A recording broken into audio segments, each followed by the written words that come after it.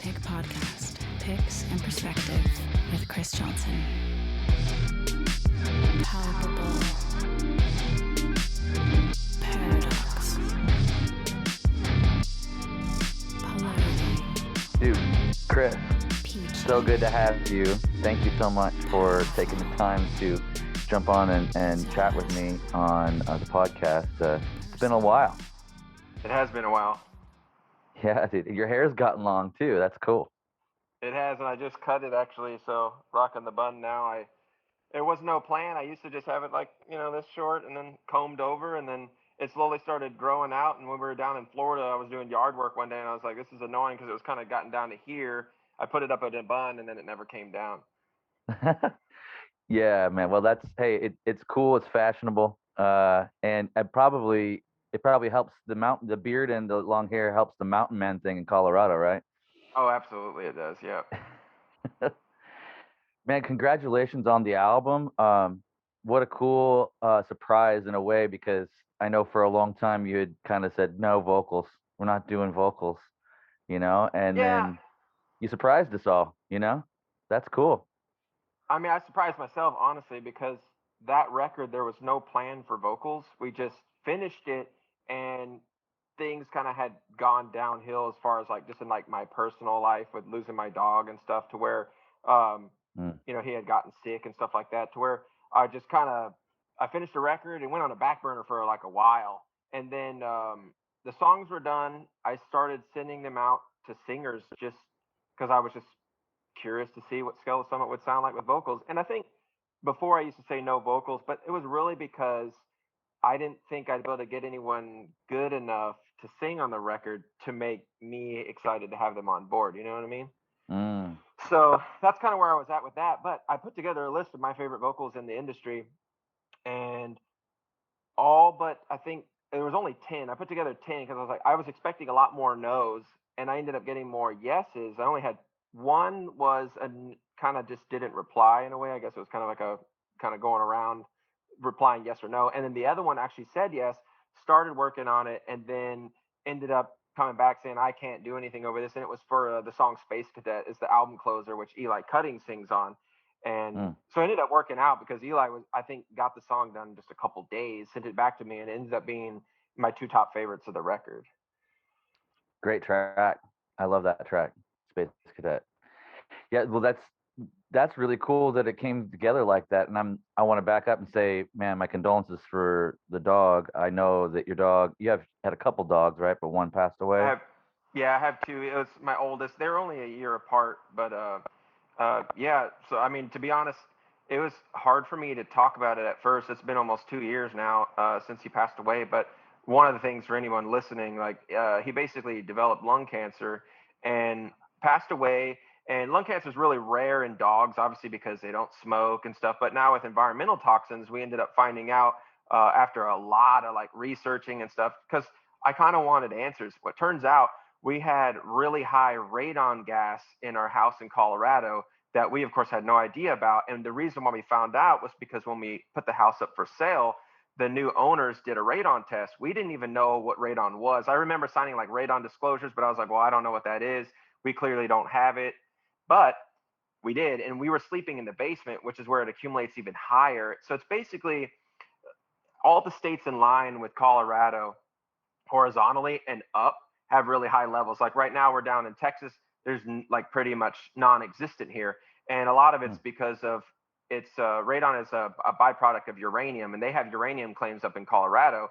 So when they mine for it, sometimes they'll backfill underneath slabs of a house, and then you'll get radon gas. Ours was like a unicorn. We had a radon mitigation guy come out. He did the test. It tested. Basically, EPA tells you to take action at above 4. Ours was at 60. It's Whoa. 6 times higher than if you stood outside of a nuclear power plant. The radiation that those power plants put off, we had 6 times higher that amount inside of our house that we were breathing 24/7. So, and it's like my dogs, apart from myself as well, we're healthy. We eat healthy. We exercise. We make their food. So it's we had covered all grounds, but just one thing. It's an invisible gas. Obviously, you can't see it, can't smell it. And so we kind of figured out that obviously it's what it was, because with dogs they age faster, so they disease faster. And Sure. so then we started to worry about ourselves, obviously, because we had another dog who is also a Great Dane, and he just turned 10 in June. So he's getting older, and for most humans it takes 5 to 25 years, but for a dog it's like 1 year span is a decade of a human's life. So he diseased really rapidly, and it kind of came on out of nowhere. So it's but I just like want to tell people just so they know, because it's rare in dogs, but it's also the second after smoking to kill humans when it comes to lung cancer. Wow. Wow. So was there a test that you and your lady could take to kind of make sure that you guys are okay, or is that kind of just like you Um, have to wait and see type of thing? yeah, it's more of a wait and see. Basically, just eliminating the problem. We did radon mitigation in that house, and then we have since sold that house. So now we fully disclosed to the new owners. I told them like, hey, you might want to do more. We did more to get it to a EPA's safe level, but I wanted to read zero. You know what I mean? So then in our house we currently have in Colorado, we tested at 8 in that house, which is kind of normal. And now we've done mitigation for that, and now we're down to, I think it was like an average of 1, which is great. And the EPA says take action at 4. We're down about 1, sometimes high in the 2. If we have the windows open, which is pretty much, we don't have AC, so where the windows are open all the time, it can get down to like 0.5, 0.4. So we're in a safe range, but there's no way to test in yourself, because the only way you would know if you had too much radon exposure is if you developed lung cancer. If So it's too late, it's type of thing. right, Yeah. and then you're in a real bad spot. So for the time being, we just basically have radon mitigation monitoring in the house. We did mitigation, which sucks the radon out from underneath the slab, spits it outside, and it's not accumulating and building up in the house. So we did the best we can. This is where we're at now. But yeah, I always like to tell people, because people don't even know that it exists. It kind of came about like 3 or 4 years where people started doing testing when they were selling houses and stuff like that. And now it's kind of like spreading, because it's just odd. Like I said, when they told me he had lung cancer, I obviously could see it in his x-rays. And I was like, this doesn't make sense. How is this possible? And then we started thinking maybe living in Florida, it was because of the red tide, that dust, and you breathe Oh, mold. That's another one that'll get you, with long sure. time exposure. So So what? So how does it emit? Is it emitted through the house itself then, or is it in the area that you're in, like generated by the like the location? well, it's based on location, higher altitudes in the mountains. Like I said, we have uranium in the mountains in Colorado, in the Rocky Mountains. So with Mm. their claims there, they're digging up the ground. So basically, it's everywhere. Like my radon mitigation, even down in Texas, it said like 0.016. So it's here, but it's in such small amounts that it's not relevant to anyone's health. I mean, it would take hundreds and hundreds of years to really do anything to you. But in Colorado, it's basically it's a byproduct. It's an off gas of uranium, and it's in the ground in small quantities. And what it does is it comes up through the slab, because you basically get a vacuum inside your house, where if you have a slab that's on the ground and then it's sealed on the inside, it creates a vacuum. So if you open one window upstairs, it'll vacuum air from underneath the slab, and it'll come inside the house. And you'll have no Oh, idea it's there. Obviously, you can't smell it, you can't see it. The only way is with I think we paid, I think it was like $200 for a little. It's just a little sensor. You just put it on the wall, and all it does, its job is just to read radon gas. wow. That makes me Yeah. I'm extra want to check it out. I mean, I don't know if it's even a thing here in Northern California where I'm at, but my dog is my life, and I just couldn't even imagine going through what you went through with yours. So, how old was your pup when they passed? He was a month away from turning 10. Wow. And the thing that was hardest is, people were saying, since it's a Great Dane, it's a large breed, that you're working on borrowed time. And it's like, not really, because he really hadn't slowed down. And then when we find out it was lung cancer, I immediately started thinking like something is off, because we obviously don't smoke cigarettes. There's nothing around him that could really agitate just his lungs, because it wasn't metastasis. Like, it didn't come from somewhere else in his body. That's usually how it happens. Then it's really too late. It'll come from the spleen, then it'll end up migrating to the lungs. But ours was primary mass lungs. That's pretty much cigarette smoke and nothing else, until we found out about radon. So Mm. it makes sense. So it's like we kind of mourned his death. It was really hard. And then months later is when we found out about Radon. So we kind of started all over again. We were like, well, what if we would have known? We could have got him out of the situation. Obviously, we would have liked to have gotten ourselves out of the situation long term. Mm-hmm. So it's rough. But yeah, as your dog being like your guy, it's like, or girl, you know, it's, I mean, you want to do Yeah. everything for them. That's why I always tell people, like, you can obviously change their food and quality water. Like we give our dog only filtered water, like the same water we drink. They don't drink tap water. Sure. It's just small things that you can control. Yeah, I mean that's definitely where I'm at with Kimsey. She's 7 now, and she's sitting right here. She's sleeping. She's kind of snoring next to me. She just went through surgery on her back right knee. She blew out the ACL, jumped playing in the house, jumped off the bed, and I should have been more cautious. And she jumped off the guest bed here and then, let out a big yelp. And it's been a few months figuring out what was the best surgery to do and everything. And then finally we figured out the right doctor and all that stuff. And now we're like 5 weeks into recovery. So she's got a little bit of a click in her knee after they kind of fixed the bone and put it back into place. And hopefully in the next couple of months, she'll be kind of semi-regular by the end of the year. But no more jumping off of shit, man. I kind of did the wrong thing when we were, because we used to live in the North Bay, and where you come to visit for EMG and all that, and we go out to the beach all the time, and that was our place. But one of our things was, her climbing on rocks and like jumping off them into the sand. Probably wasn't that big of a deal on the sand, but when you're doing it on regular hard land, or off of a bed onto a carpet that's just got concrete underneath it, not the greatest idea for the dog. So yeah, she's doing good, but I'm same type of thing. I'm like, yeah, I just gotta. I'm overprotective and over worried about it. The doctor said it's fine, but like every little thing with her, I'm like, is it all right? I send them photos and videos. I'm like, this is okay. It's doing this. Yeah, I understand. I understand. Yeah. Like Dorian, 1 year before he passed, he broke his leg. He had a spiral fracture, broke his whole leg. And this is a huge Oh. deal for a top-heavy, skinny, gangly leg dog, like a large breed. And it was the same thing. It's like a freak accident. Basically, he ran to jump into our truck. We were about to go for a hike, and he slipped out of the back, which I'm always there to support him. But I was like 1 second too late, and he jumped in, and his back leg went into the step side, and then his weight fell back.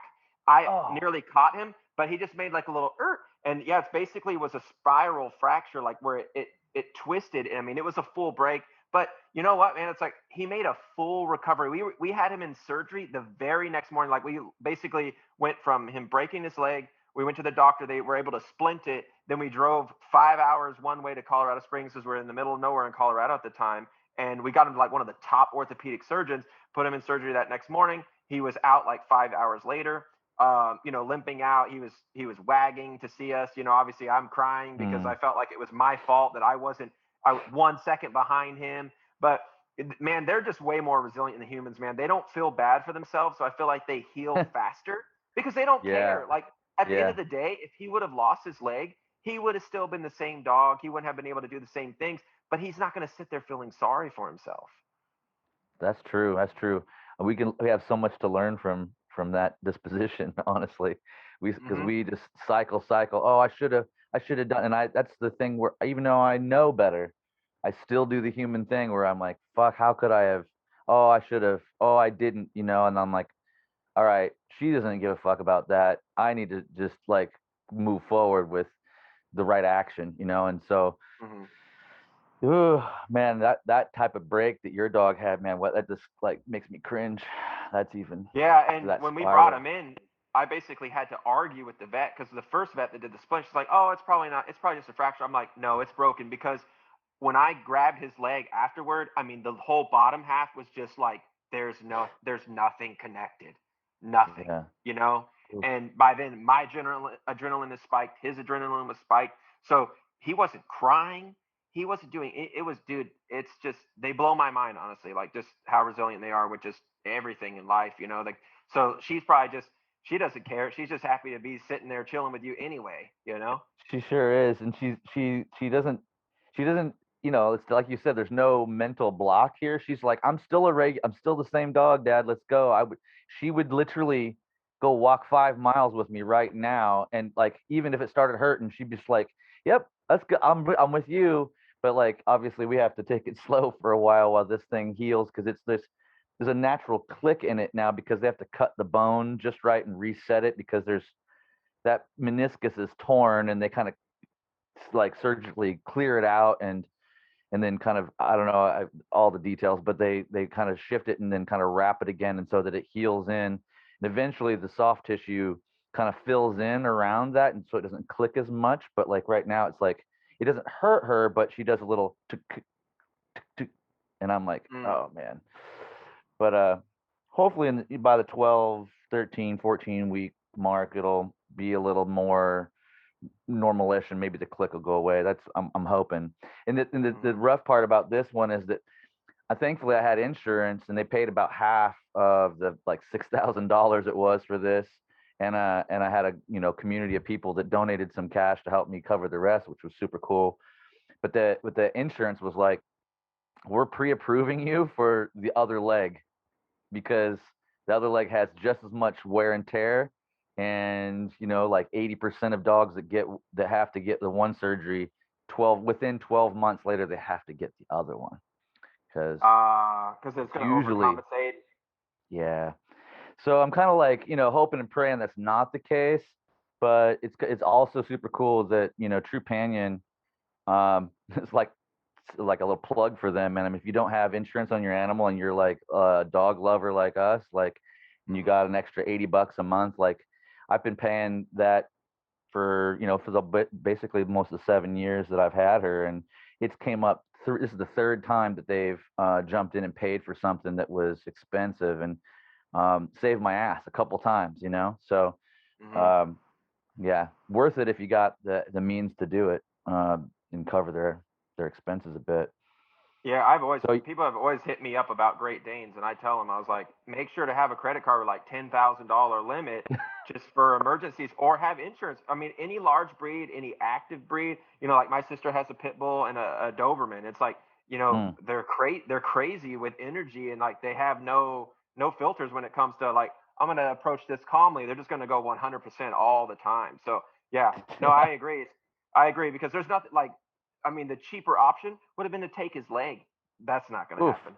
No. Not going to happen. I was totally down to rehab him, and I rehabbed him. He was back to 100%, broke his whole leg, so it's just your time, and then, having the funds set aside to be able to support them when they need that help, for sure. It's a big deal. Yeah, so do you just have one dog now, the other dog, or did you get another pup, or? No, it's like my wife and I always talk about it. Like, I sometimes feel like he's lonely, even though we're pretty much with him 24/7, because neither one of us like go out of our house to work. And when we travel, he's always with us in our truck, and he's a great traveler too. But no, it feels like a little like cheating, man. I just I can't do it. Like, I can't even imagine, because he's up there already with age that I can't. I know we're always going to have dogs, but just the thought of that just feels like we're betraying them, and I just not ready. Even though it's like, I know there's a lot of dogs out there that need homes, and like, I'm kind of one of those guys that likes Velcro dogs, so I kind of like raising them from puppies, so they glue to you. They glue to you. It's like, but we're not there yet. I think we just kind of want to continue spoiling him and giving him the best life that he could possibly live for his remainder, while he's here. So yeah, that makes sense. I have a couple times I've had friends, and my brother actually got when his like favorite dog of all time like was kind of getting up there. He was like, oh, I'll get a puppy, and that like that older dog, he was thinking the older dog could teach the younger dog a little bit about what it's like, and they could kind of coalesce. But really, it didn't turn out that way at all. Like, it aged the older dog even more, because there's a puppy around, and there's this contrast. And now that the older dog, literally, we saw it, like he felt like, oh, I'm fucking being replaced. This sucks. Like, there was like a vibe around that. So and once the puppy kind of started to get big enough, the puppy wanted to challenge the old dog all the time, and so they had to separate him, and that sucked. So I can understand why you wouldn't. That's for sure, especially already 10 plus years, right? So Yeah, we literally said that exact same thing. That was the first thing that came up. Was like, I don't know if this would kill him, because he's more independent compared to my other one was like Velcro dog. He's more like, oh, you guys are leaving? Maybe I'll come next time for a car ride. Like he doesn't. He's not for sure. Like sometimes we literally have to force him. Like, hey, let's go for a car ride. Like we're going, Mm. going to be gone for a couple hours. Like come with us because we take out all the seats in the back of our truck. He's got a memory foam pad back there. He has so much space. He can fully stand up even for a Great Dane and turn around. But yeah, we were definitely worried about that, aging him or just straight up just yeah, him thinking like, oh, he's gonna take care of the family now. If you got a new puppy, it's like, nah, I just.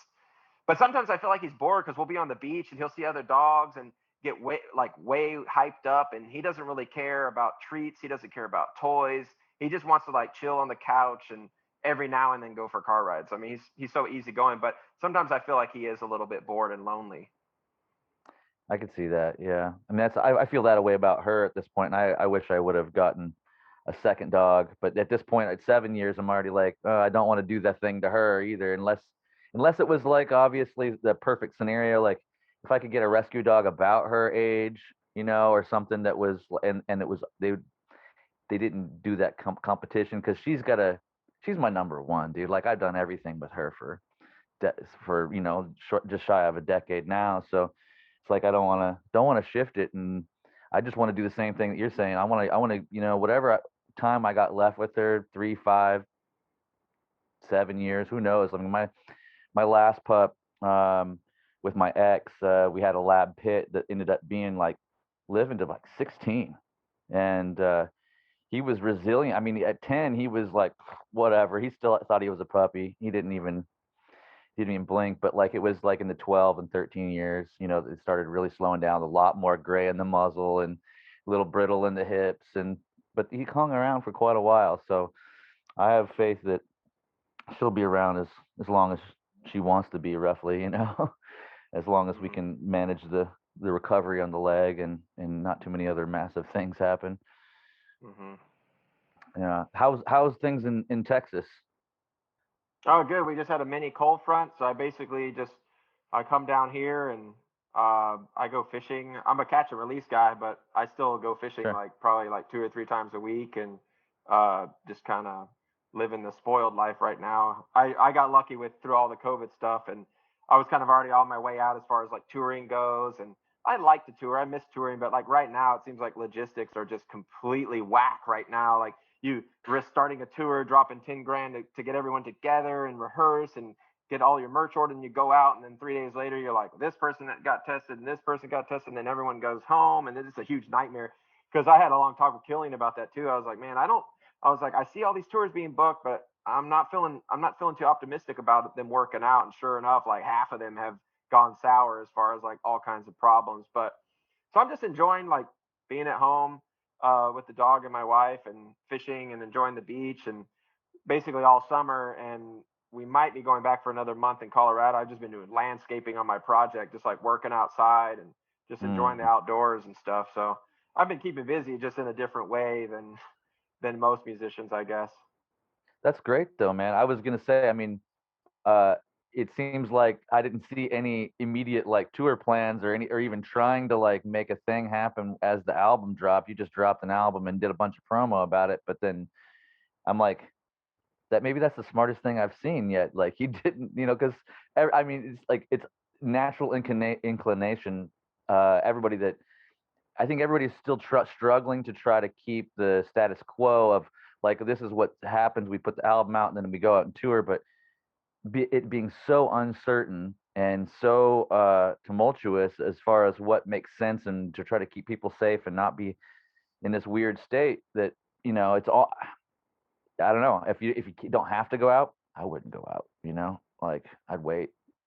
Yeah, I think that's the thing too. I think it's just like I said, just logistics and stuff. Like obviously, I miss the stage, but I don't really miss anything else about touring. So it's kind of hard for me. Like I was already in that mindset before COVID even happened. And Sure. we were getting ready. Actually, we were going to announce the record in April of 2020 was when we were going to announce the record to come out. So, but what Oh. happened was my dog passed away in January, on January 18th of that year, and we had sold our house in Florida, and we just kind of like were in Texas, and so that's when we actually decided to get a house in Texas, was because our family's up in Houston, so we're like, we might as well do the coast. Like, we're far enough away where we could see them all the time if we want to, but it's not, 3 days drive, or you have to fly and get a babysitter for the pup and stuff. But so we just decided to kind of stay there. And then after he passed away, obviously I didn't play guitar for probably like 8 months. The record was done. I didn't even touch the guitar, man. It's like we were just, it was not a good time for us. And so we were getting ready to release the record, and that's when he passed away. And I was like, man, I don't even care. And then the second one, I was finally like in a place where I'm like, okay, I can at least release the record. I still wasn't playing guitar. I don't care about doing any promo. I'll just release the record. And then the COVID started, and I was like, okay, I'm going to see what happens with all this. And obviously it went downhill to where I was like, man, everyone's losing their job. I was like, no one's going to be able to even support purchasing a record right now to be able to recoup our funds for making it. I was just held off again. And, it was killing us all because we had worked really hard on the record, obviously. And all the singers are writing me like, when's it going to come out? When's it going to come out? 2 years later, after we all finished our work on it, and even longer for me because I wrote all the instrumentals long before we did the vocals. And so Sure. it was, we had vinyls finished or ordered August of 2019. So you'll see copyright on the vinyl 2 years ago by the time you get your vinyl right now. People are like, how does it say 2019 copyright? It's like, that's when they were printed. And they've just been sitting around waiting for the record to come out. Right.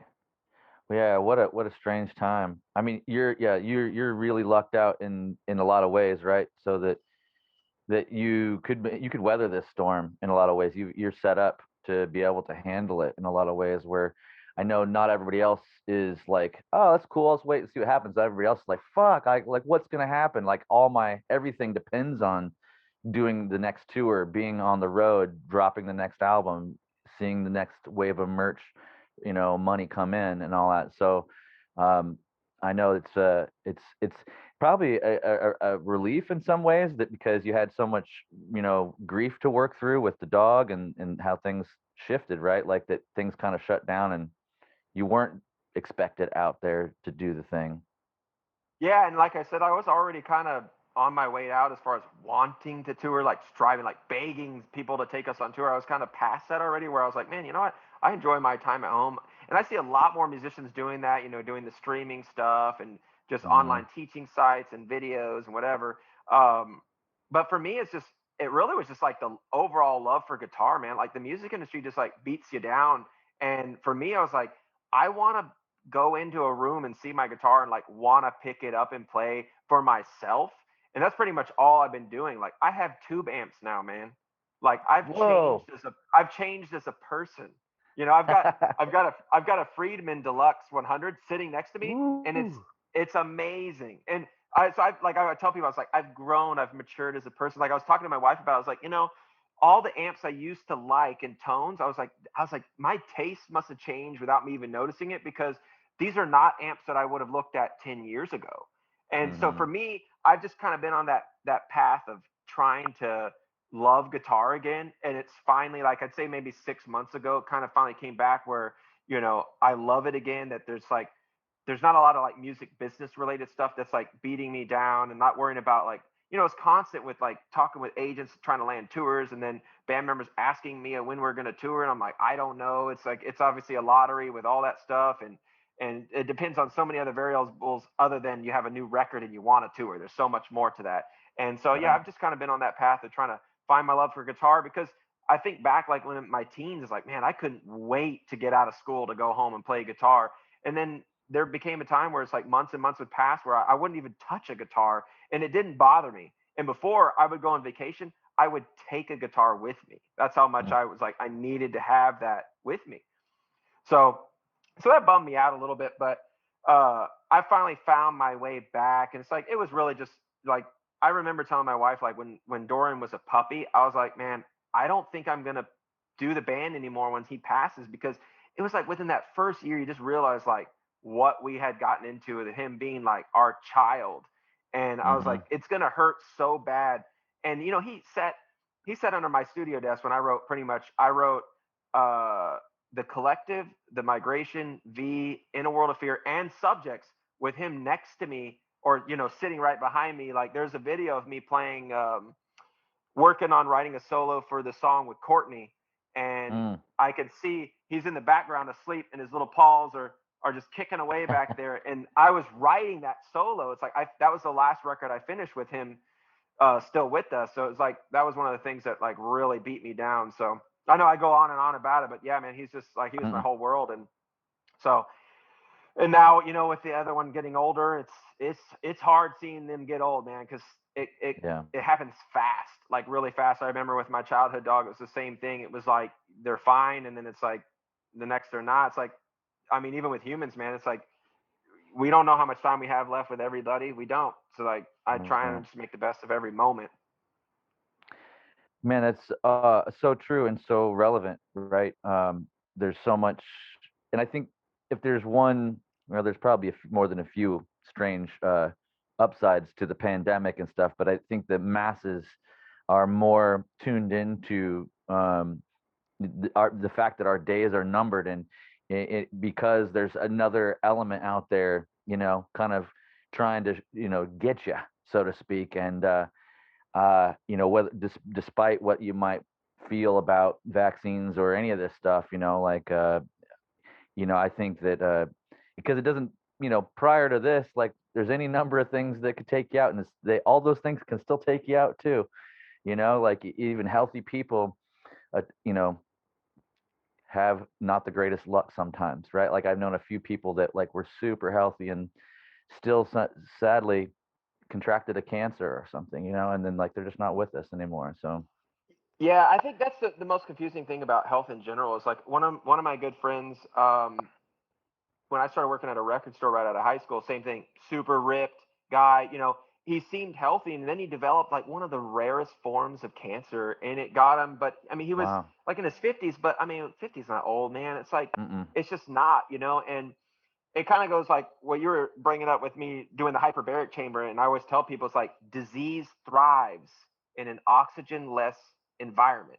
And Mm. for me, like I already feel like I do everything possible when it comes to health, from exercising and eating right and making sure my sleep is there, making sure, like, obviously with being into yoga, breath work is really important. It's like Huge. everybody mouth breathes now. They breathe from about here to here. They don't take any deep breaths anymore. They don't breathe through their nose. You know how that goes with yoga. So they Yep. they were right for decades ago about that. So when it comes to like me doing the hyperbaric chamber, I just wanted to try it out because we wanted to get one for our house, just to have it, Mm-hmm. because my dad suffered a stroke 2 years ago. I was like, I wanted him to come use it, and like, just obviously my parents are getting older, and you kind of see everyone's health decline in older age, and I think like one of the biggest factors that's missing is oxygen. They're not Mm. exercising, you're not moving, you're not deep breathing at all. You don't care so much about your diet.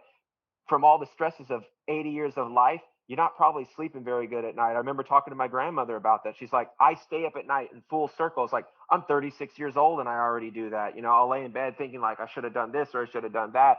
It's especially with losing my dog. I mean, I went nuts thinking about what could I have done differently, even though at this Mm-hmm. point, there's no reversal of time. So I'm just trying to make the best of things, just doing all the cookie cutter things when it comes to health and nutrition. I think one of the biggest things for people, especially with COVID, is to try to not watch the news and be stressed out. I mean, I feel like that's one of the factors that actually made my dog sick, was because he stressed so much. Because if I would just stand up out of nowhere, he's immediately out of a deep sleep. He'll wake up, be like, "Where's he going? What's he doing?" He would Mm. worry so much. And then when we were doing snowbirding, where we were basically going from leaving Colorado for the winter and going down to Florida, that was a big thing, because it looked like we were moving each time. We were packing up bins and bins of stuff and loading the truck. Oh. And then, we were taking a trailer at one point, and he's just like watching. And then, it would get himself so stressed that the first day when we'd be on the road, he'd have diarrhea and throwing up at the same time. That's how Oh, stressed out he buddy. got himself. So we finally devised a way to where we would basically put him in our bedroom, lock the door, turn the TV on, because he always thought like a stranger was coming over when we would do that to like work on the house. So we would just put them up in the bedroom. And that worked, man. He never had like those issues again. But just over in general, I think stress was like a huge factor with him. And even now, it's like we don't watch the news. I kind of try and live my life through my eyes only, just so like, because even before COVID, like we're not really like going out to bars kind of people. Like we're outdoors, or we were like home. We were kind of homebodies anyway. Uh, Mm-hmm. So I think for us, we kind of breezed through it, and like you said, we were lucky, man. It's like really lucky. Like we didn't really feel the impact. You know, we live in the middle of nowhere in Colorado, so we wouldn't really see people for a week at a time, especially if we stayed on our property. I mean, we'd go to the grocery store, and that's the only time where we'd come in. And we're like, wow, this is really happening. You know, when Mm, you obviously you would when all the mask mandates started, you know, we'd go in the grocery store, and that would be the time where we were reminded, like, oh wow. this thing's So happening. yeah. Yeah. Yeah, I have to echo that. I mean, and I'm, in this place of like I recognize very clearly that stress and fear are very, very much comorbidities in life prior to Hmm. COVID, prior to having this other, element that could you know, come in and exasperate anything that might be underlying in your system, right? And this is a whole nother interesting point of awakening, I think, is that like most of like for a long time now, it's like, okay, well, yeah, comorbidities and underlying conditions can be there till the upper age, you get into your 40s, 50s, 60, not even those, not that that is super old. I'll be 45 in a month or so, but um, you know, that's where it starts to really start to show more in people in their conditions, and when there's four or five underlying conditions stacked up, and then you have, I mean, you get a bad flu, you get pneumonia or flu prior to COVID, and you already have four or five underlying. That could be the end, you know. And I've known a few people that have had real bad, severe situations with pneumonia, and so in a lot of ways, just protecting your underlying health is your best like defense. Is to have a great offense essentially, right? Like you're already out there moving a lot, moving the body, conditioning the body one way or another, even if it's just walking and breathing deeply, which Hmm. should not ever be undersold, man. I mean, like just being outdoors in relatively clean air. Right now we have fires up here again. So that's always a difficult thing when that happens. So, but I don't know. I'm still like upset that the people that are supposed to be um, that are interested in our health around this whole thing aren't actually promoting the health parts of it. They're just like, hey, like do this one or two things and then like you're gonna be okay. And that's not the truth, right? Like we know that's not the truth. No, no, and I Yeah. feel like everyone's kind of starting to realize that now. It's like no matter what you believe with vaccines and stuff, but you gotta you gotta start with yourself. Like no one's gonna come save you. We know No. that no one is gonna come save you. It's been like that for hundreds of years, you know, thousands of years. Like they're going to say a few things, but like you really can take a little bit more control of your health. Like I haven't gotten the flu in I don't know how many years. It's been over a decade. I don't get the flu Same. shot. I just, the times when I get sick is when my diet goes a little bit off the rails. And that's usually the only time. It doesn't matter if I'm still exercising. If like I eat too many sweets or something, that's when I get Hmm. sick. And like one good example is like we went to visit like some of my family, and for that week I knew what I was doing. I told my wife, I was like, something's gonna happen. And I Mm. get like upper respiratory infections, like a cough. I've been getting that since I was a kid, but it went completely away for 15 years when I cleaned up my diet. And then sure enough, man, it got me. I was like, we were eating too many sweets, and like the inflammation from all that sugar, it got me. And and then I just cleaned it up when I got home, went away really quickly, like in a matter of like 3 days, but I dealt with it for like a week. And, obviously with COVID around, everyone's like, he's got a cough. I mean, Yeah. it's like all I had was a cough, it's like that's all it was. But it could come across as, you're sicker than you think you are. But no, I agree, man. It's like there's little expense when it comes to doing better with your health. Like I tell people, like getting sunlight, sleeping better, exercising, and eating well. I mean, it's not going to cost you that much. Three of those are free, besides your Hmm. food. Hmm. Everyone's got a choice, and I feel like you could do a lot with that. And it's just, but I still think, man, fear. It's like one of those things where they talk about how like genetics loads the gun, but all your life choices, like your environment and then your diet and exercise, pulls that trigger. Because the science is always changing. I think back in the 50s they were like, oh, it's pretty much 50% genetics, and now they're saying it's only 10% genetics when it comes to all cancers and everything. Now it's just Yeah. It's pretty amazing, man. It's like the more we learn, it's like we just got to be, I guess, just more involved with our own thing. Like I said, with no one's going to come save you, and it's just not going to happen. It's like we just got to do the best we can, and like make small changes too. I think that's the biggest factor. Is people think you got to cold turkey and just basically flip a 180, but I think just small changes. That's what happened to me. We we joined the gym like I think it was 17 years ago. So I told my wife, I was like, man, I don't really know what I'm doing in the gym and stuff. So she buys me a fitness book, and then that fitness book led to, hey, the only way you're going to develop, bigger and healthier muscles is to eat better. And then we went down the rabbit hole of eating better, and then it's like, and then you venture into like more supplements and stuff like that, and then more Mm. spiritual healing and movement of the body and breath work and all that stuff. It's crazy, man. It's like it's a rabbit hole that made life more complicated, but I feel so much better than I did when I was like in my early 20s, and now I'm in like my late 30s. Yeah, man. Dude, I will echo that in all the ways, man.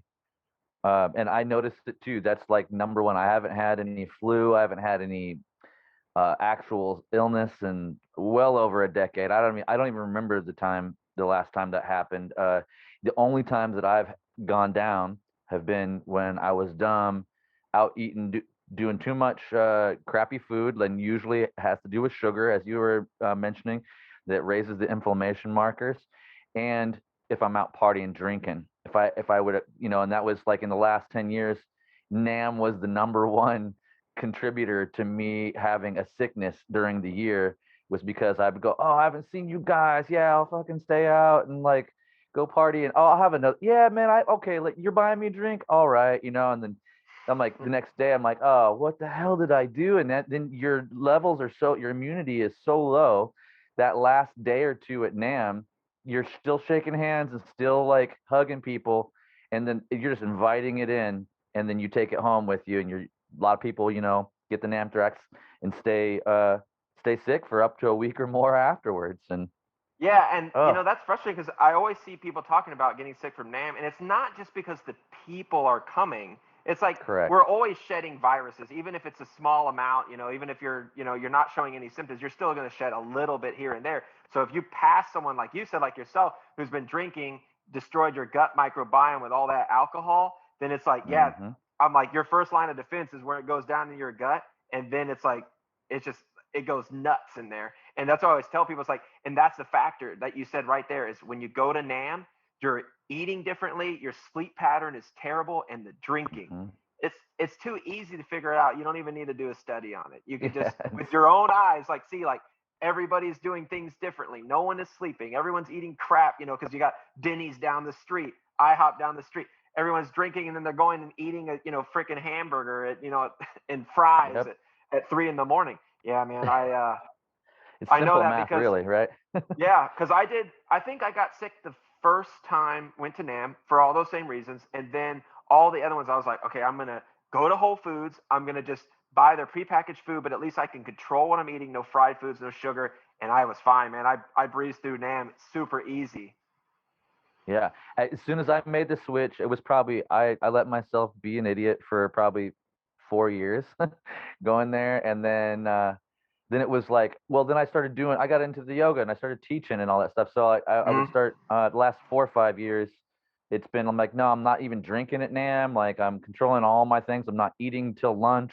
Like I'm doing a little bit of intermittent fasting and trying to stay in a really positive place and just drinking water nonstop, right? Because the environment's super dry in Southern California also. And that for people that aren't really hip to the dryness and aren't taking care of themselves as far as the hydration, and even in your skin, like with lotion or oil or something, like that's a whole nother little factor that I think especially for guys, I think it's a little bit of something that they don't probably do as much of, it's like, oh, I'll put some lotion on and keep my skin and keep everything good. But it can dry you out to the point where that, even if you're doing pretty good, but you're not drinking enough water, that's another little underlying situation that can contribute to getting sick, because you're not flushing, you're not getting rid of your body's not getting the waste out in the way that it should, and so then it ends up holding on to it. Lymph can hold on to stuff more in that capacity if we're not moving, not exercising, all deal. So Yeah, you and yeah. I are on the same page, man. Like the heart pumps the blood, but your lymphatic system movement. It's the only thing that moves that because there's nothing that's going to pump anything out of that.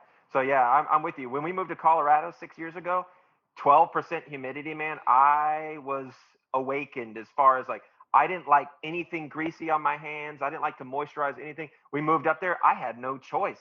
We're talking Mm-hmm. 12% humidity. My fingers were cracking, and it's like we were just Whoa. pounding water with electrolytes, and it took me about like, because even now we're down here, it's like 90% humidity. Then I'm going to go back up there, and every time I go back, it usually takes me about 2 or 3 weeks of like doing heavy lotions and drinking extra water for my body, and then my body will finally adjust where I only have to moisturize maybe once a day. But it's usually like I'm putting lotion at least on my hands like 12 times a day, 15 times a day. Oof. It's it's freaking dry. So I get it, man. It's a desert up there because where we live, it's high in the altitude, but it's more deserty there. Like we don't really have a lot of green shrubs. We have like evergreen trees, but that's about it. Mm, So, mm. hmm Have you done any ice bath stuff? Have you oh done? Are yeah, you? Yeah, yeah, you into cold that? showers and stuff like cold Yeah, plunges and stuff. Yeah, yeah. yeah. That's my jam. Yeah, it's like one of my. I was actually when I was just down in San Diego this last week with Kiesel and Jeff. Staying at Jeff. We always end up in the hot tub. I'm like, bro, what you need here is an ice bath, and he's like, no, no, I'm not. I'm like, no, but like, and I'm all stoned out, and I'm like, hey man, let me tell you about the steam showers and ice baths and how it can change your life, bro. And he's like, yeah, I don't like super cold. I don't like super hot.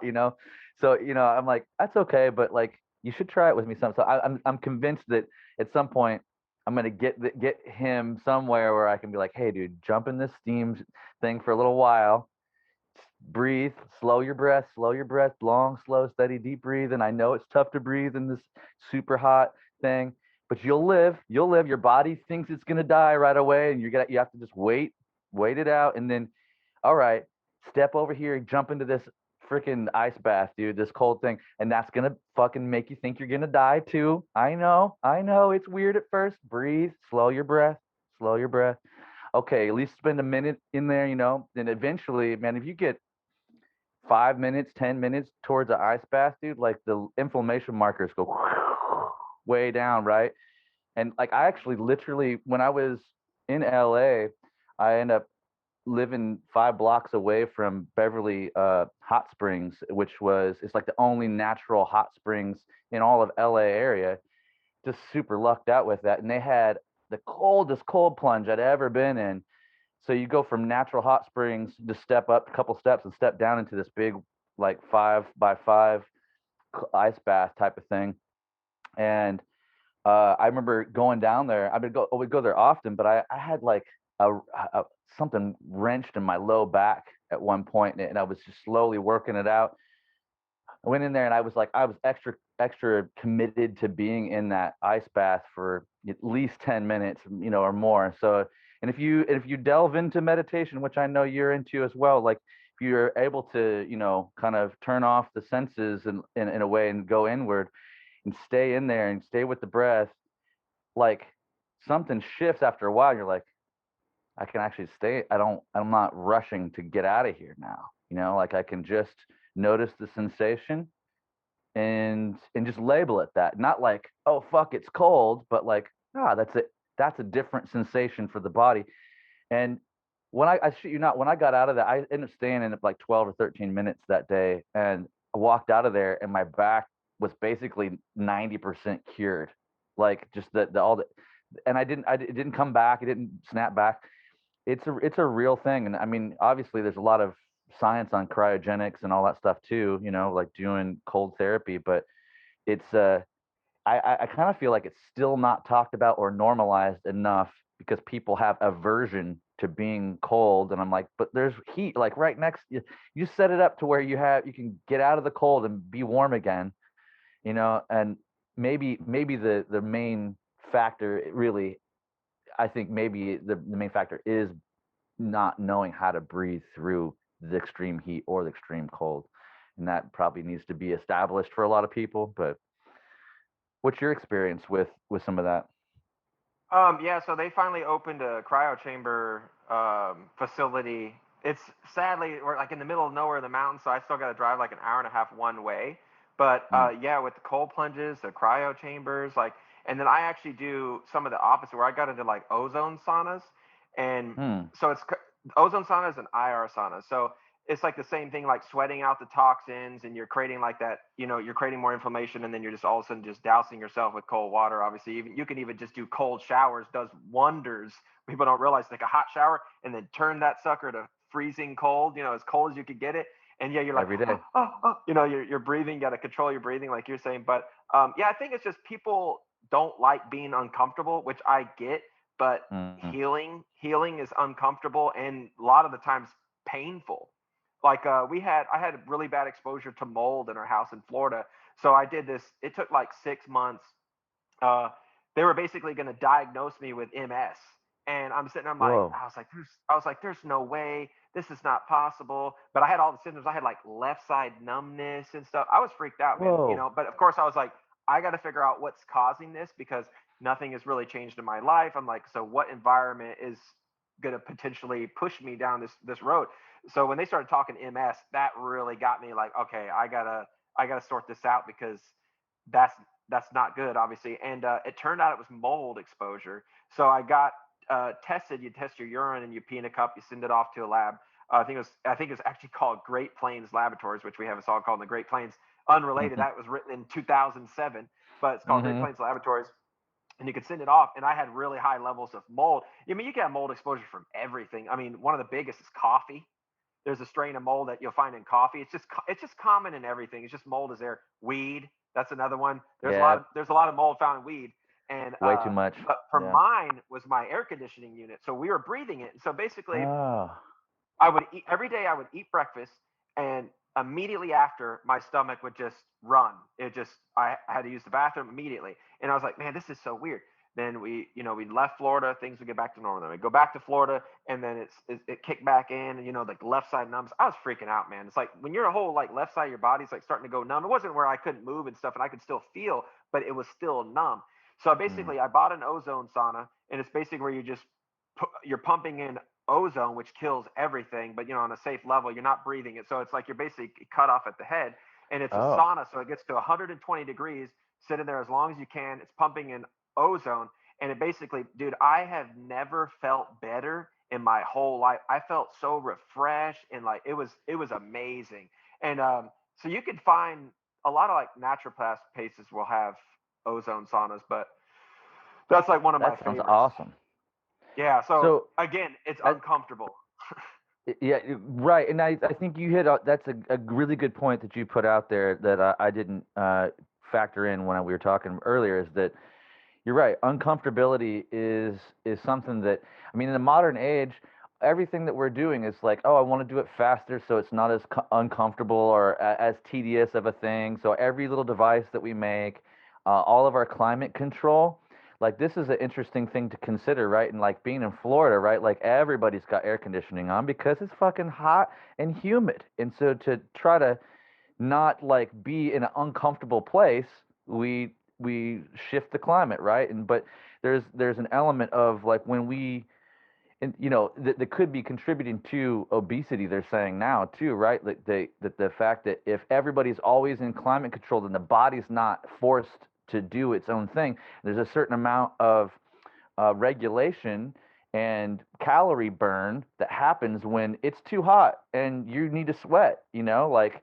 so, like you're in that environment and you're separating yourself from the natural tendencies of what would happen if you were living a little closer to your your surroundings, right? So if it's too hot and you're always bringing it down to cold, or if it's too cold and it's always coming up to warm, and you're not ever engaging the environment in any type of real or direct way, then the body doesn't get that little extra effort, and then that, kind of, I don't know if it, I'm not a doctor, but it sounds like the potential is there to kind of for the body to kind of stop doing that work in the way that Hmm. it would normally do it. Like you kind of tease it out of it. You're like, oh well, the body doesn't need to do it because in over time we know evolutionary things, even in micro ways, happen in these little increments. So just as like with breathing, like I don't know if you're familiar with this, but the guy James Nestor, he did a book called Breathe, and it's a Mhm. really wonderful thing. He's kind of outlined, and one of the things that he's come across in the process, and it wasn't his discovery, it was another doctor's discovery, but is kind of around soft foods. So like the modern age of soft foods, smooth, you can literally live a relatively healthy life and never even really chew very much. Yep. Um, but the fact that we don't, and that factor has shifted. That's actually the number one reason for all the dental issues, all the crowding of teeth, is that the palate is it's shifted in because there's not a lot of exercising in the jaw and in the palate, and that's Mhm. part of what strengthens and keeps it and keeps the airwaves open. So that's another reason why we have issues with the snoring and like all the deviated septum and all this type of stuff, right? So that all plays in a way that a lot of people aren't thinking, and they're just going in and having surgical, you know, you know, corrections and like getting braces and stuff. But there's this cat, I can't remember his name, that James Nestor talks about, that he's like, if you were diligent, if you have some sort of teeth issue or like something that's messing you up, or you're thinking about doing braces or orthodontics, that you can just lightly close your teeth, like just let them just touch, and then press the tongue up towards the soft palate and breathe through your nose, and that slight little shift, if you were to be diligent about it, will open up the palate eventually, and will start to shift teeth. You might still need some correction this way or that way, but they're saying that, like, there is like a natural way, if you were to adopt it and move forward, you could kind of correct your situation. But I don't know, there's a bunch of little things like that in our modern age, and most of us, most of the population, I will say, um, if it's uncomfortable, man, I don't want to do it. I don't want to do it. Like I'll pay Mhm. somebody to do that. Can I pay somebody to do that shit? And which is understandable in certain cases, but like I think that the answer for a lot of what ails us now is, like you said, like nobody's coming to save you, man. We need to Mhm. step out on our own, and we need to put one foot in front of another, and find out for ourselves. We have to find out for ourselves what is best for the vessel that we currently, our consciousness currently inhabits. Like Mhm. we look to the movie stars, we look to the news and all this stuff, and it's like we kind of live vicariously through all this shit, but that's not our situation. That's not who we are. That's not what is present for us, but it distracts us from our current set of issues or challenges, um, honestly, to the degradation of our own system most times. So, Yeah, true health is proactive health. I tell everybody that. You sitting around waiting for a shot or a pill, it's just not. It's a band-aid, man. It's a band-aid. Like, you got to take things into your own control. That's all we have. Like, no one's coming to save you. And I mean, all health is proactive health, man. Everything that's been wrong with me and my wife and my dogs has always been something proactive you could do. But it takes the work, and I totally get it. I get it with the time. Like, everyone is, quote unquote, busy, but you just kind of have to force yourself to set aside that time. And, like, I mean, working out, just lifting weights alone fixed a lot of stuff, but then it also brought a lot of stuff to light that I didn't realize was wrong. Playing mm, in this position for 20 years, sitting and playing guitar. Once I started working out, I had no idea how rounded my shoulders were, that my body was like, your shit is messed up, man. And mm, I had to, like, retrain where my shoulder blade placement was and everything. And it was just from guitar, man. It's just chronic holding positions. Like, my sister does dog grooming. It's the same thing. She texts me. She's like, "Hey, my hands falling asleep at work, or at night. mm, Every night, both my hands fall asleep." I'm like, "It's because of this. You're holding a dog, and then you're holding shears in your hand all day, and you're in this chronic holding position. And you got to, like, do the opposite now. So you got to do more stretches on the opposite motion that you're doing, and just remind yourself to also relax." For me, it was just, I know I played with my shoulder up. I've watched old videos oh of me. I'm like, wow, wow. I was like, something like so small that you would never think about. And then more recently, I'd say like 8 months ago, was the QL muscle in my lower left back got so tight to where I thought I had fractured my rib. Then of course I thought because of the radon gas I had lung cancer, so I had X-rays done, in my lower in my lower lungs and my back.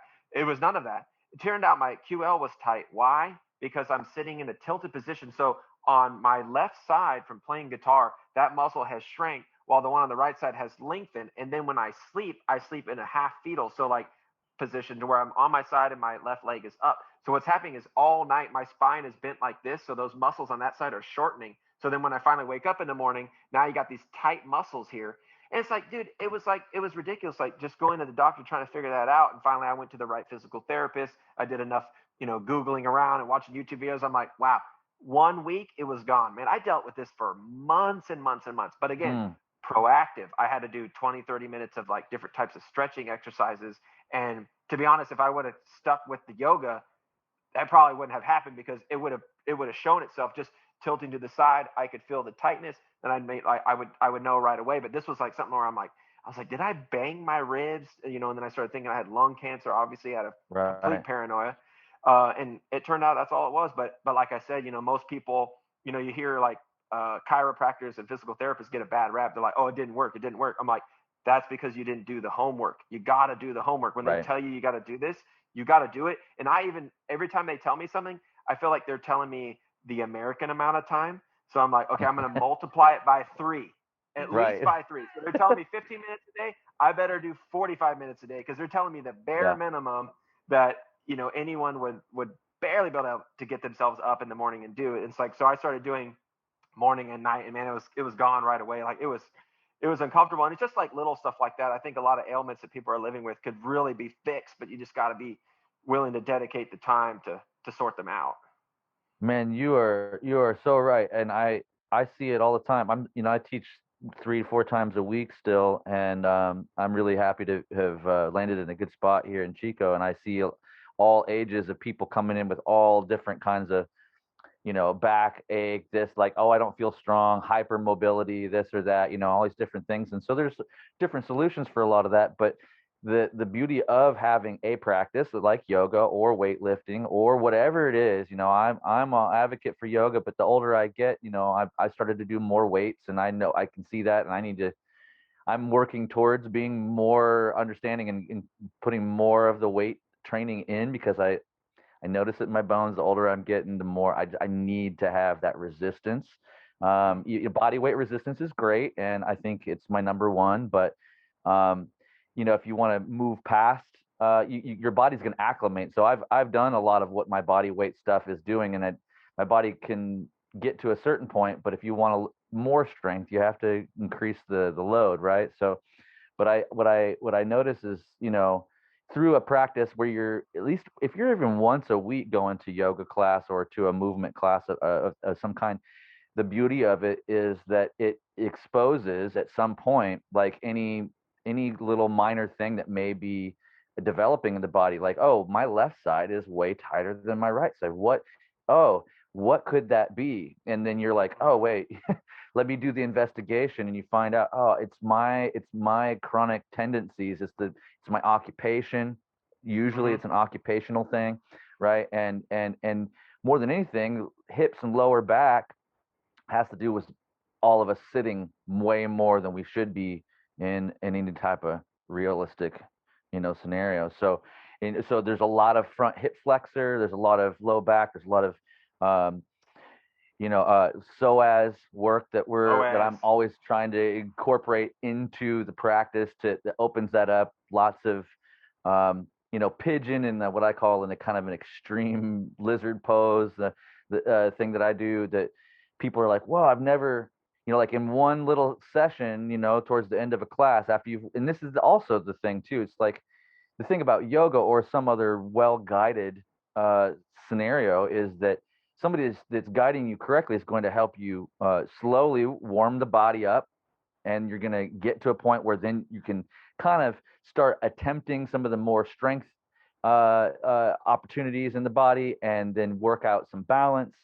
And then when the body is then open and has expanded because of the heat that's in it, then there's an opportunity for kind of a reset. Like we can do some of these like deeper stretches and holds towards the end of the practice, and then and again, I'm just selling my people on yoga, because the end of the yoga class, if it's a good session, will end in shavasana, which is your corpse pose, which is your integration, right? And so one of the main things that we don't do as a society is allow actual space for the body to and the nervous system to kind of reset, and come into a rest and digest place.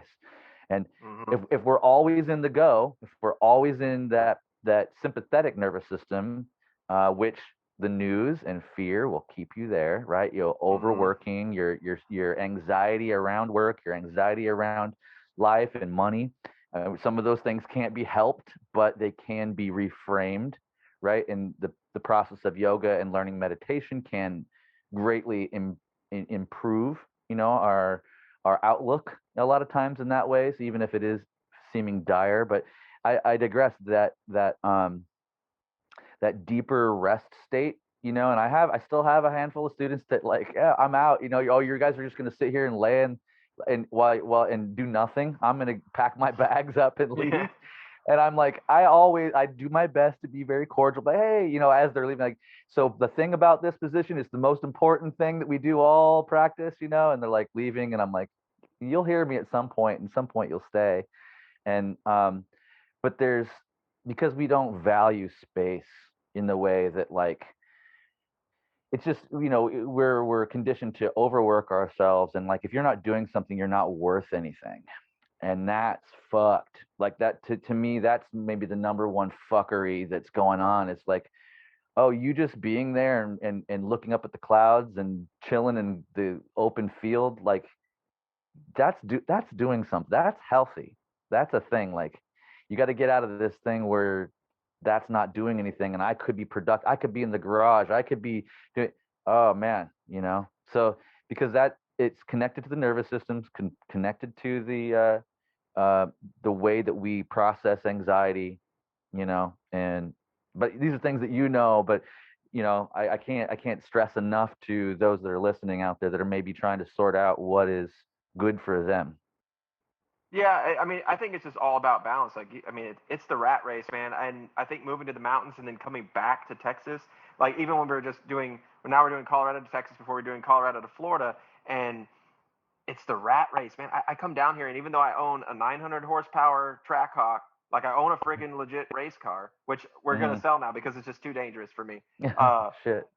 I'm all about, the speeding and stuff, but like seeing these people where they'll risk their lives to get home 30 seconds earlier, cutting people off, zigzagging out. I mean, obviously I lived in LA. That was the craziest I've ever experienced, besides like Manhattan. Like driving around New York City was by far like the recklessness and the craziness. But yeah, it's just a rat race. Like nobody realizes the benefit of better sleep and just taking a moment to chill out. But I'm kind of like, I'm there way more than I used to be. Like it used to be like I have to play guitar for 12 hours a day. And I think it's more just growing up maybe and learning that I need to find balance, because I never used to exercise. I didn't care what I ate. But eventually my body said, hey, too bad what you care.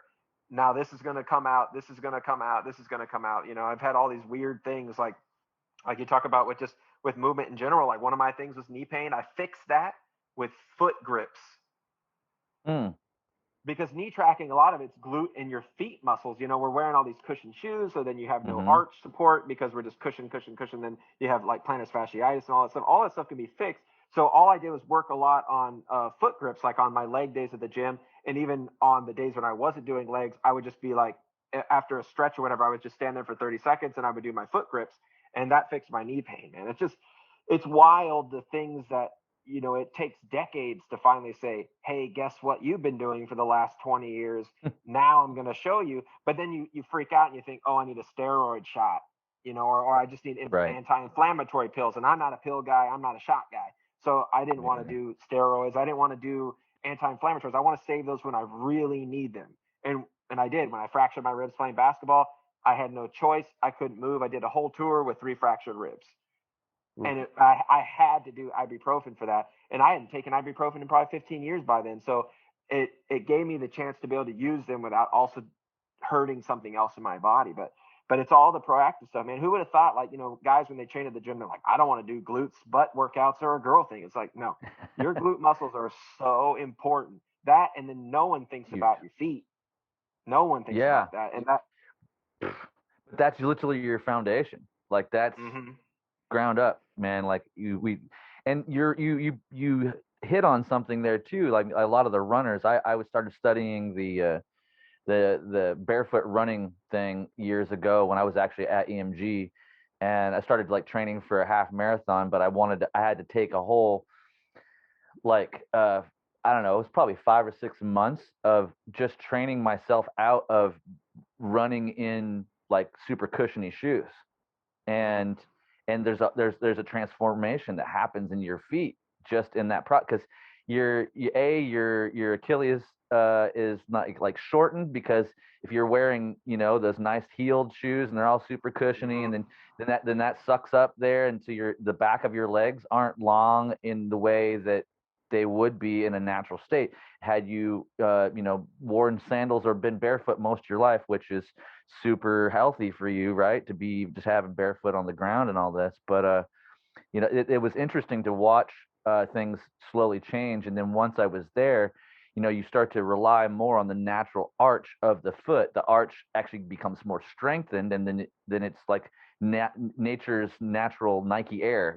Like you learn it strengthens the knee, strengthens the hip. Now, granted, like running on concrete and running on stuff like that's not always the best for the human frame either.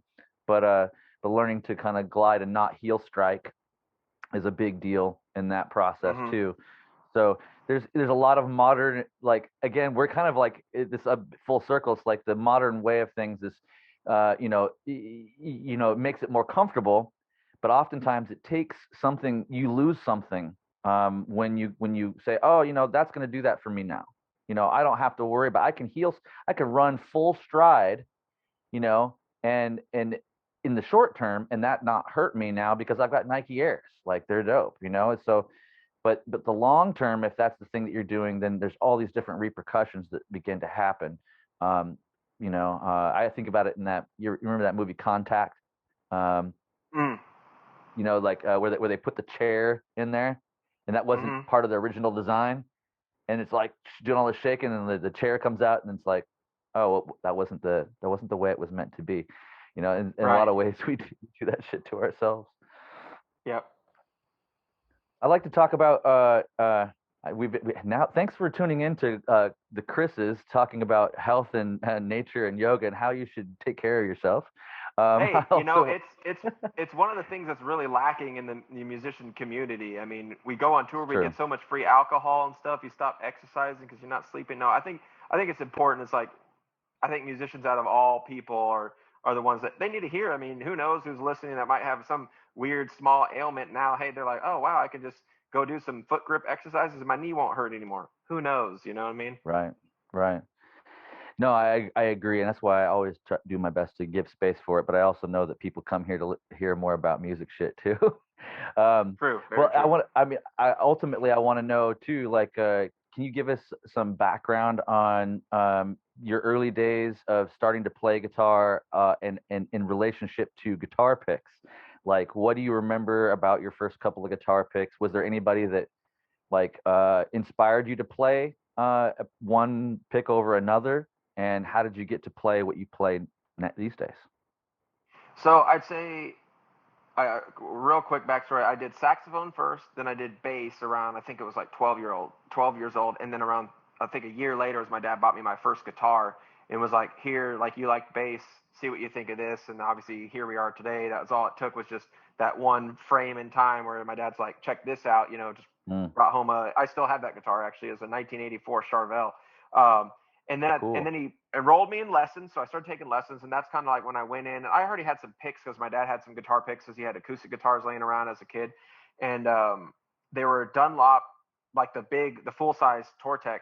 But I swear, man, it was like probably like maybe within a year, someone was like, hey, check out this Jazz 3. And that was it. I mean, it's been Jazz 3 since I've kind of like deviated, like where I played the nylon ones, the black and the red ones, for a long time.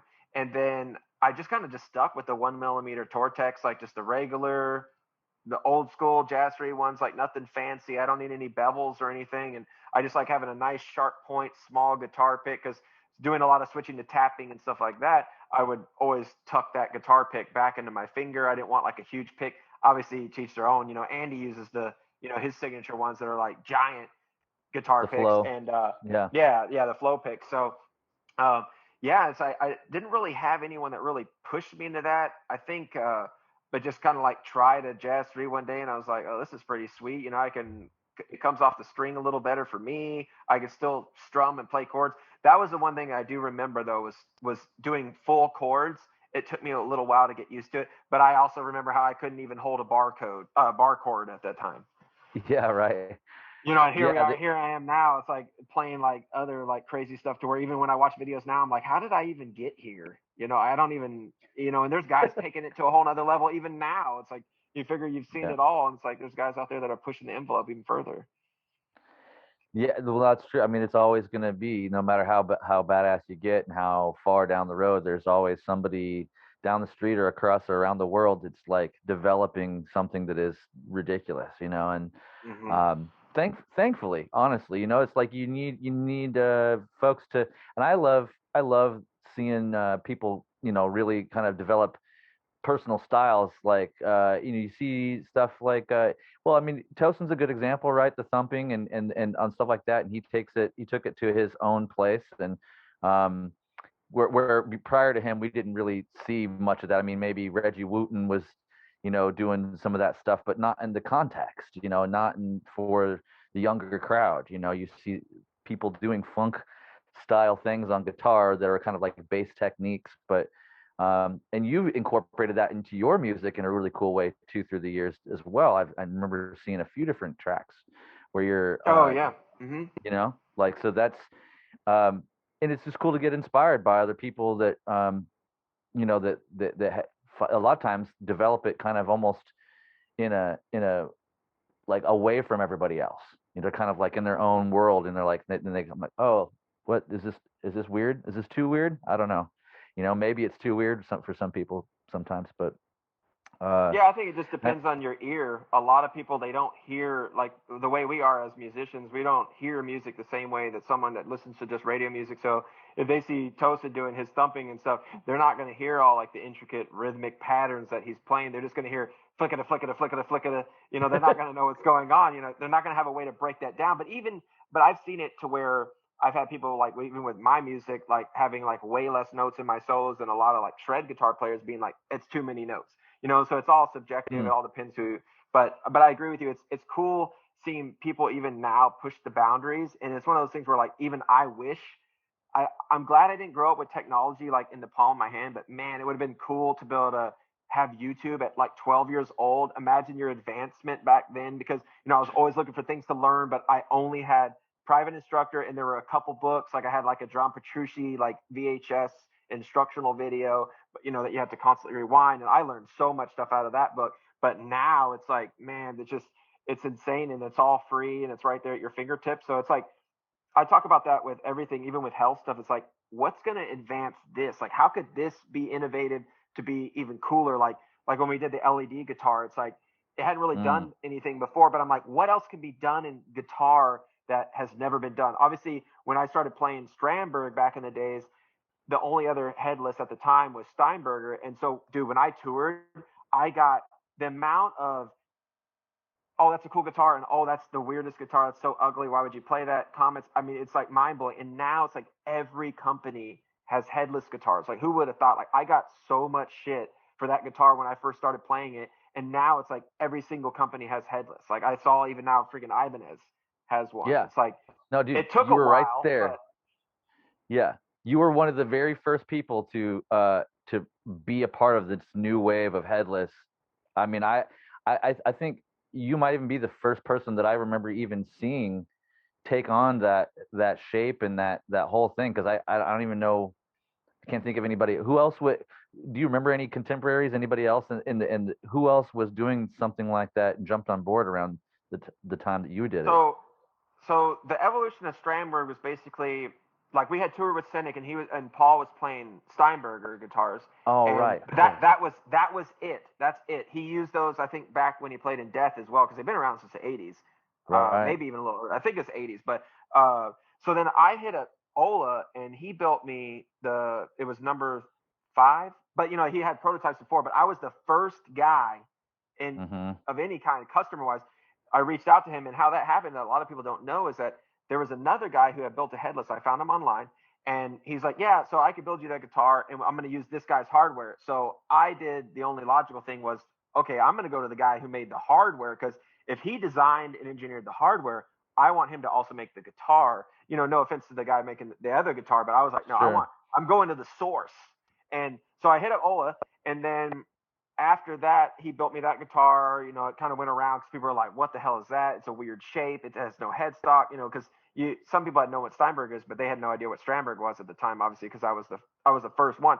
So I got that guitar, and after posting about that, Tosin and Misha hit me up, and they're like, Misha was asking, I guess they both were asking, like, what do you think of it? Blah, blah, blah. Like, do you like it? I'm like, I love it. I think it's cool. It's weird, but I've always been into like weird stuff. I don't care what anybody else thinks. I'm going to play what I like, and so he built me that guitar. Tosin hit me up, Misha hit me up, and then since then it exploded, obviously. And then I thought it was an honor to obviously have the first signature model with Strandberg guitars, and then then moving on to Kiesel and having headless with them, because obviously Jeff had been making the Holdsworth model for a while, but it never kind of gained any traction. And I think probably to do just because there wasn't that younger generation playing them. And like I said, like I even had like bartenders at the venues who were playing being like, what is that? Like people that don't even play music, they're like, how do you tune it? Like, how does that even a guitar? It's like, so it's been cool to watch it unfold. I mean, we could say the same story about instrumental music. Obviously, it's been around for decades before I was even born, obviously hundreds of years with classical, but as far as modern music,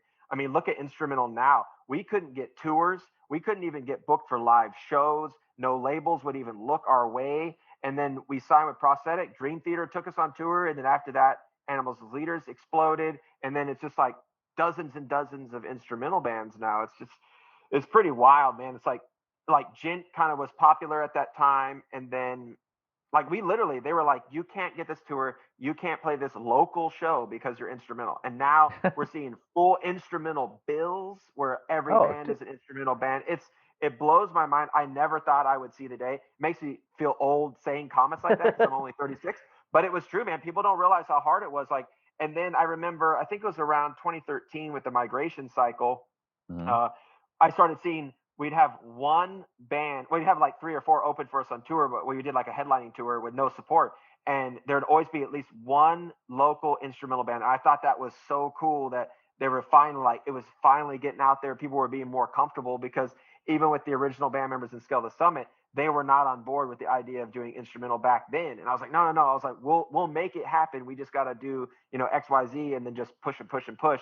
And I mean, it worked out. And I felt like we kind of helped pave the way. There were instrumental bands at the time, but none of them were touring full time. None of them were really like doing much outside of just releasing a record and just kind of just putting out there and not saying anything. So I feel like we kind of like helped pave the way with that. And then obviously it took off, and now we are where we are, and their bands like popping up left and right. It's like I kind of joke aroundly say it's like the new Gent.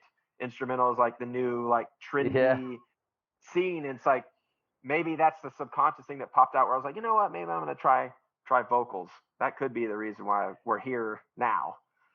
Right. Well, I have to say, I don't know. You have to correct me if I'm wrong, but I think might have been around V release time that like I remember prior around the migration. I remember even suggesting to a few different people, I'm like, yo, you should get Chon, and you should get these, get 3 or 4, Scale of Summit, and get all these people together, because I was wanting, as it was really starting to emerge, I was like, of course I want to see an all instrumental bill. Like, I mean, I just felt like, be prior to You Got You and Animals and a few other bands showing up, it was like there'd be one instrumental track on a cool metal album, usually at best, like maybe it wasn't, but there'd be like an intro, an outro, or a segue, but then there'd be like one instrumental track that was actually had some shred on it or something like that. And that's other than Vi and Satriani, right? Like those were the only 2 guys that were kind of, doing the thing. And then you guys kind of come on the scene, and I remember being kind of, laughed at, like, no, dude, we don't want to do nobody wants to do all instrumental bills. That's not really a thing. And then a couple of years later, I see, Scale touring with Angel Vivaldi and Andy James, and you guys had a bill more than a couple times that were pretty much all instrumental, if I remember correct. Yep. And it was successful. Mm-hmm. Yeah, So I think out of all the instrumental bills, it's like, and it's weird. Like you mentioned Vi and Satriani. It's like, yeah, they've been doing instrumental, but it was almost like they were in a separate building because they were just one guy. Even though they had a full band, they were marketed as one guy, so it wasn't the same. I'm like, well, what's the difference in what we're doing? But we're branding it as an actual band name. It's not like one guy. Even though I was writing all the records, we still had a band. You know, it was a yeah, band name. We're not branding it under my name.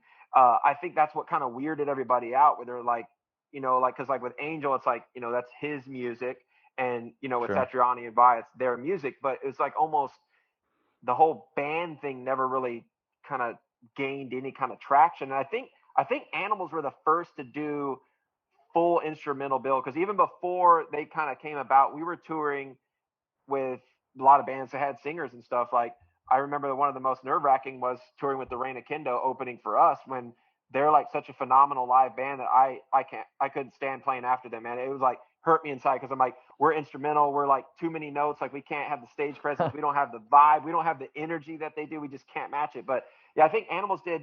I want to say it was, I can't remember the third act, but I think it was Conquering Dystopia did, and it was them and then one other band, but I think they were like the first ones to do like all instrumental bands of like the newer, of course, I felt left out on that tour, because I'm like, hey man, we're the grandfathers technically, even though we're like, Yeah, they're 80 and we're 81 years old. You know what I mean? It's like we're not that far yeah, apart. yeah.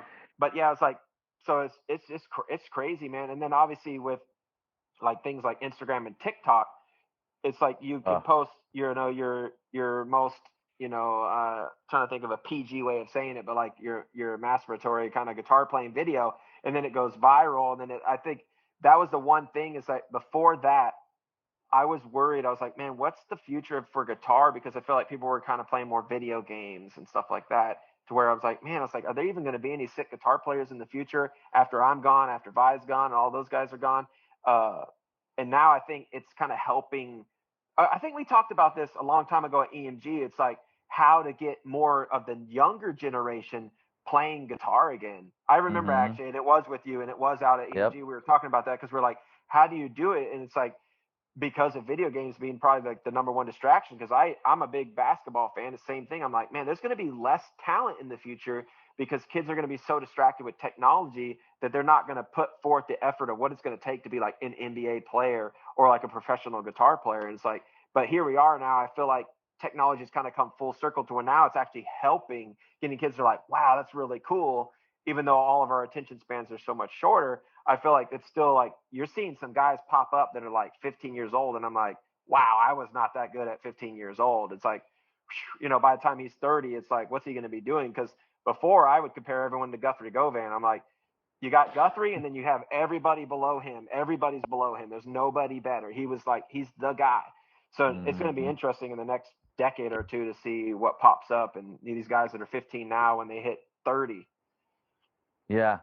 Yeah, and there's an interesting two things in response to that is it's interesting because the short attention span has been something that has been talked about a lot, and ever since I was at EMG, in fact, because we were in the business of creating content, and we had built $1 million studio to do that and to try to do it well, and to meet the demand for, the growing demand on YouTube for playthrough videos and seeing people do the thing that they were doing, but in like HD, right? Well, Instagram, shortened it down. You got, I mean, it wasn't even a minute in the beginning. I think it was only like 15 seconds or something like that, or 30 seconds. And Mm-hmm.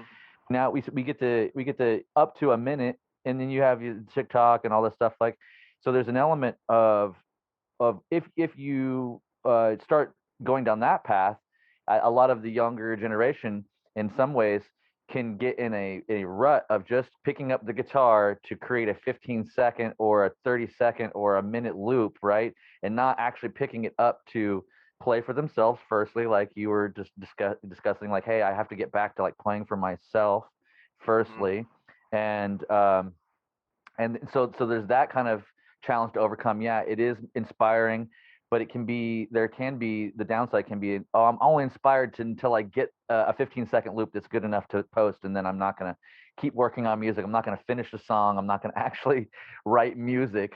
It's almost like a video game, and I'm showing a clip in a way. So there's that element, and then, but in contrast to that, I think that there's anytime that thing kind of gets ratcheted up, where there's like, oh, there's all these like quick clips, and TikTok is the thing now. Like there's a lot of quick clip TikTok type things. So in response to that, kind of socially in a way, I think you get stuff like this, where we're as a podcast that's long form, that's not edited very much or at all, and so because after a while the psyche gets tired. At least mine does. Maybe it's the old age, getting tired of all the quick clips and the jump cuts, right, where I want one continuous clip of somebody playing or talking, so that I can actually digest something that is greater than something that 15 seconds that I'll just forget later. So I think that in some ways, and we've seen that too. Like I did a little bit of it at Dunlop Sessions too, for Dunlop, where we created longer form, like 20-30 minute sessions versus just the 3 to 5 minute one song at a time type of environment. And you see a lot of other people that have done that too, Guitar Center sessions, and different people have kind of like, what, we'll create a mini show, a YouTube internet type of kind of like concert show, not live, but obviously like done well.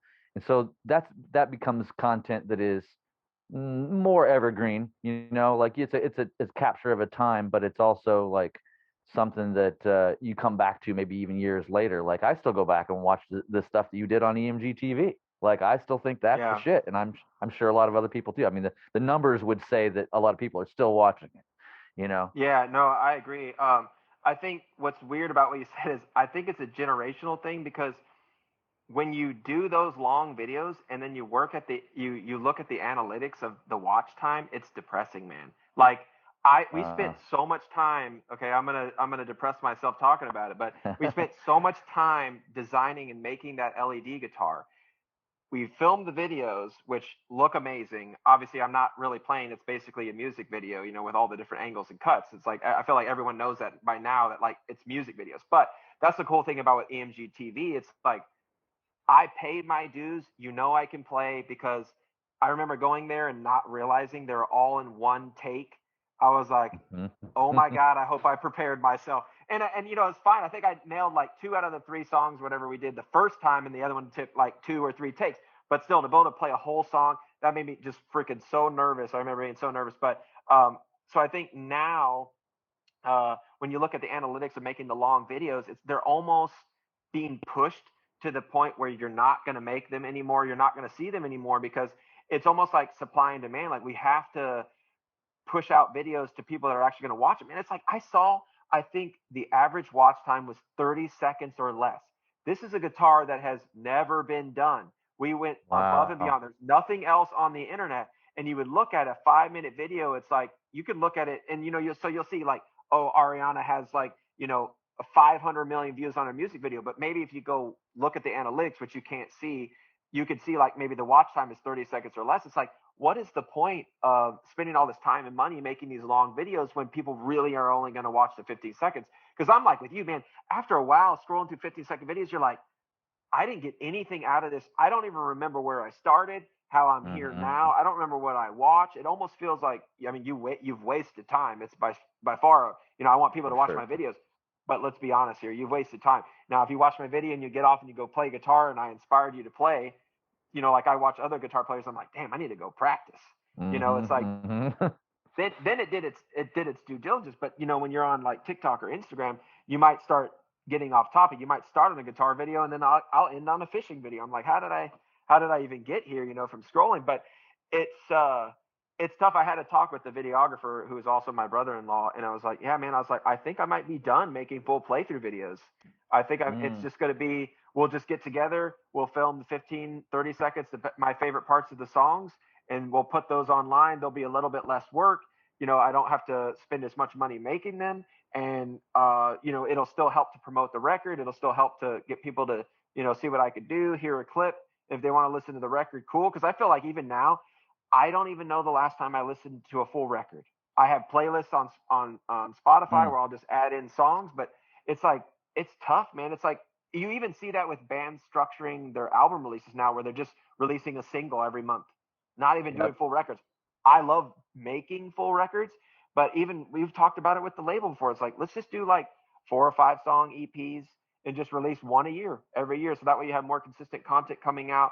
But I think it's just back to the rat race.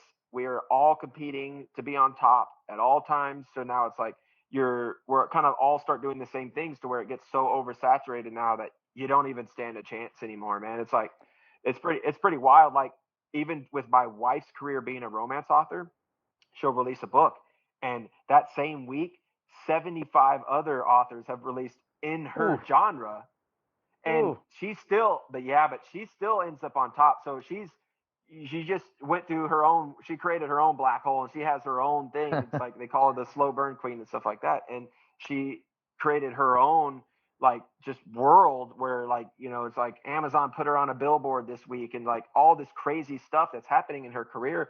But at the same time, I'm sitting over here like, this has happened to me where like I'll release a record and I'll see other records do better than mine, and I'm like, well, my records suck. And it's like, it's almost like there is a bit of luck in there, but there's oversaturation, and there's only so much you could do to fight it. Oh my gosh, oversaturation is I mean, that's going to be where if things go on at this rate, it's only going to be worse and on some level, right? And until the next platform or something equalizes it somehow. But I think one of my I don't know if it's necessarily an answer, but it's like kind of in the way that you said, maybe you're doing the vocal thing kind of because in response to like everybody there being so much instrumental music, and you've done that for well over a decade, and it's kind of nice to offer something, a fresh breath of air, right, in the process, where I think that it goes back and forth. I mean, at the time of EMG TV being in its heyday, I remember thinking, gosh, man, everybody just wants to listen to one song. I was thinking about this back then. I was like, they just want to listen to one song and then they're out. Like, oh, they might go to the next song, right? Where like, this should be the advertisement for the album, for the real listening session, like. And I think that was still happening. I think it's still happening now, but it might be generational more so. It might be people more our age versus the younger generation. But I think it kind of flip flops. It seems to flip flop, and I think that I'll say I'll use David Maxim Michik is as like kind of an example too, because he's not in a race, a lot of times he's almost like hiding out, and you don't even see him for a long time too. Like, I mean, like you've done this a few times where you're like, oh, there's not a lot to talk about, so we're not even, I'm just gonna hide out and do my life, and then then the life inspires an album, and then you have something to offer, and a season of offering and being on. And I think that if more people if we were to normalize, and I think you and David and a few others kind of, model this behavior in a way, right? Because you take your time to do a thing, and you do it your own way. You're not always conforming to the thing. And that ends up being the special quality. It sets you apart from the rat race, and it sets you apart from the kind of the noise in a ways that that it's going to be done the Letchford way. It's going to be done the David Maxim way. It's going to come out, and it's going to have a certain sound, and it's not the same thing over and over again. Where when you're constantly trying to do, I mean, I don't think it's wrong, but if you always got a single to release like every month, if you're just releasing a single, and eventually by the end of the year you got a full album or 2 EPs or whatever, that's cool. But it also doesn't give a whole lot of room to breathe. You're just then everybody expects it to be busy all the time. You set a new precedent, and then that becomes noise at some point, right? And it's not something special. There's not a special. Oh, yep, another Scala Summit. Okay, all right, another. That's cool. And so then it can get lost in that way of while trying to remain relevant. So I think that there's like in what much of what you're saying makes sense though. Like maybe you don't do videos in the way that you've been doing them in the past. Maybe you pick your, five best 30-second, 15-second clips, let them be advertising, and even in a way, tell the audience, hey, like I want you to listen to the album. Like this album was written start to finish, and I put it in order for a reason. Like it goes in order. You can listen to it however you want, but this is my intention behind it. Um, here's some clips to advertise. Now go put your headphones on, take a toke, have a beer, whatever you do, and listen to the thing. Because that there's something that the young kids aren't getting, and that's one of the things, right? Like the most of them are like just out and off to doing something else, and um, not that it'll. I don't know that that there's hope for every generation to have the experience that we had growing up. I mean, I think it's probably lost in a lot of ways because technology is so distracting. But I would love to see more and more young people, put down the phone for a bit and have the headphones on, find a comfortable seat, you know, and spend 35, 45, 50, whoever's got an album for you, especially when they've written it in such a way that you like to do. You like to write albums. It's like, well, and digest it as an album because you won't get the full statement without hearing it front to back. Oftentimes it's cool. Oh, that track's cool. I love that solo. I love that tapping thing he did. All right, but like in the grand scheme of it, like you write adventure metal or adventure music, and it's like you don't get the full trip without kind of staying the course. So I don't know. I hope that it shifts, and kind of comes back. It's always moving, but Yeah, I don't. That's the one thing that freaks me out because even in my wife's genre, it's like the same thing. I feel like people are getting forcefully too busy to where audiobooks is going to be like the next thing. I'm like, man, I don't know if in the future people are going to read your books. Like they're going to just want to listen to them. And it's almost sad because I used to buy so many records just because I thought the cover art was cool. same. Now it's like, I still spend a shit ton of money on our cover art because I care. Like I pay real artists to make our cover art, and like because Hmm. one of them, V is hand watercolor. That guy's I think almost 80 years old now. His name's Duncan Stories in Ireland. He did the Whoa. migration, and then for V, I actually did. So he had the migration artwork done, and I was like, dude, this is perfect for the record. He was a fan. I was like, let's make it happen. So I bought that, and then there's a fan in Toronto that owns the original watercolor.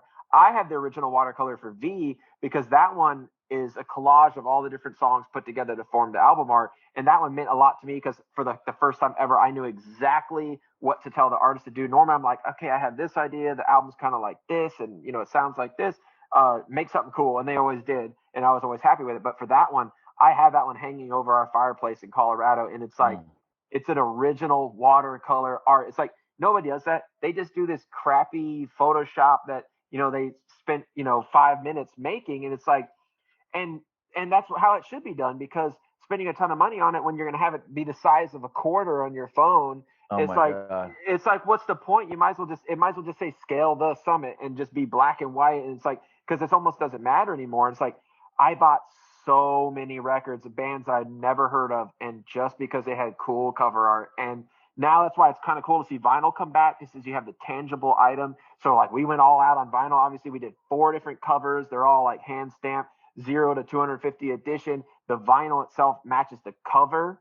It's like nobody Super does cool. that. I was like, I wanted to go all out. So I was excited about it. It's like I don't really listen to much of my vinyl anymore because again, it's the same thing, like playing all the time. I don't really get to sit, like you said, in the chair with some good headphones on.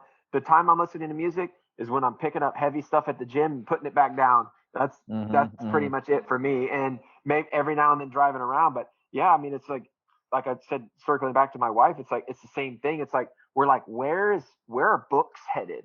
Like we've actually seen a spike in like her paperback sales, but it's never going to be like it was 20 years ago. It's just because it's No. just not. There's no bookstores anymore, and it's sad because I was always the kind of guy like I never read a lot, but I really liked paperback books.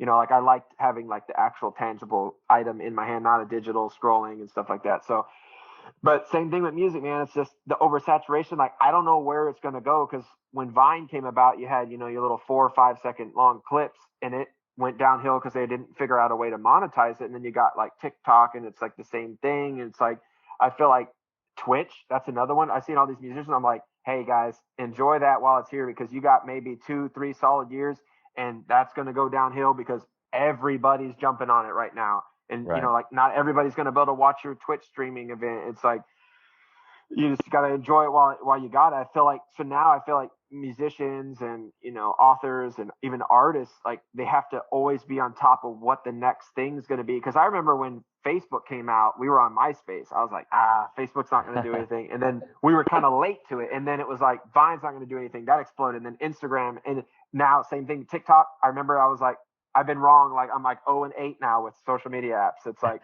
now TikTok is gigantic.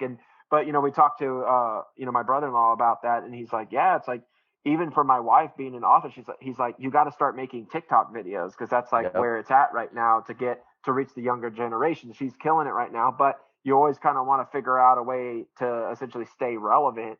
There's always going to be people that are stamped in time where it's not going to matter where technology goes. People are still gonna, like her, for an example, she's a good example. People actually visit her website. Remember websites? What? Yeah. Like her, those things. MarianaZapata.com. People actually go to that. I built her website, so I'm like always like checking the stats, and it's like crazy, man. Like, she'll see like 100,000 hits a year on a website. Man, like it blows my mind. Like, and then people actually open her emails. Like, when she sends out an email list, people actually open. I remember seeing her thing. She had a 70% open rate. And then I look at Skella Summit. Yeah, man. As you know, the average is like 6%. So I look at Skella Summit, and I'm like, I was like, Skella Summit email list for the new album. Like, I was like, we almost hit 10% open rate when the new record came out. Because I only use the email list for like new records, and that's pretty much it. So you'll see a Skella Summit email like once every couple of years. And even then I was like, wow, we hit 10%. She's over here hitting 70%. So I know it comes down to just oversaturation, but people just, if they care, they care, man. And you're like cemented in time, and it doesn't matter. You could disappear off the face of the earth like Tool, come back and be like, hey, guess what, guys? Bam. And then you have, a #1 record in the United States, so. Yeah. And I have to say, just for the record, I love audiobooks. So like, I'm a part of the fucking the decline, like I still read. I have a lot of books, and I will still, if I love an audiobook, but I usually audition a book these days, buy the audiobook. And if I love the audiobook, then I will order the actual book, and I will read it again. I will read it again. And sometimes I even do immersion where I'll let it read to me, and I'll look, but the thing is, I can consume when I find a couple of books, and this is the thing, because I listen to mostly like kind of spiritual yoga, like Buddhism books and stuff, talking about all the different stuff from mostly Tibetan Buddhism. Chogyam Trungpa is my favorite author right now, and he's been dead for a while now, but one of the most incredible dudes, like after Alan Watts, to like be able to synthesize. I mean, he's different than Alan Watts. He's very much Tibetan Buddhism, but he just came to America and stayed here, and he felt compelled to educate the American audience around all this, and he wrote extensively, and so I've got like, I don't know, 10, 15 different amazing books that each one of them by themselves I get so hyped that I'll keep listening to it. It ends. It's only 5-6 hours long. Some of them are a little longer, but I'll start them over again because it's such a dense subject that like you can't.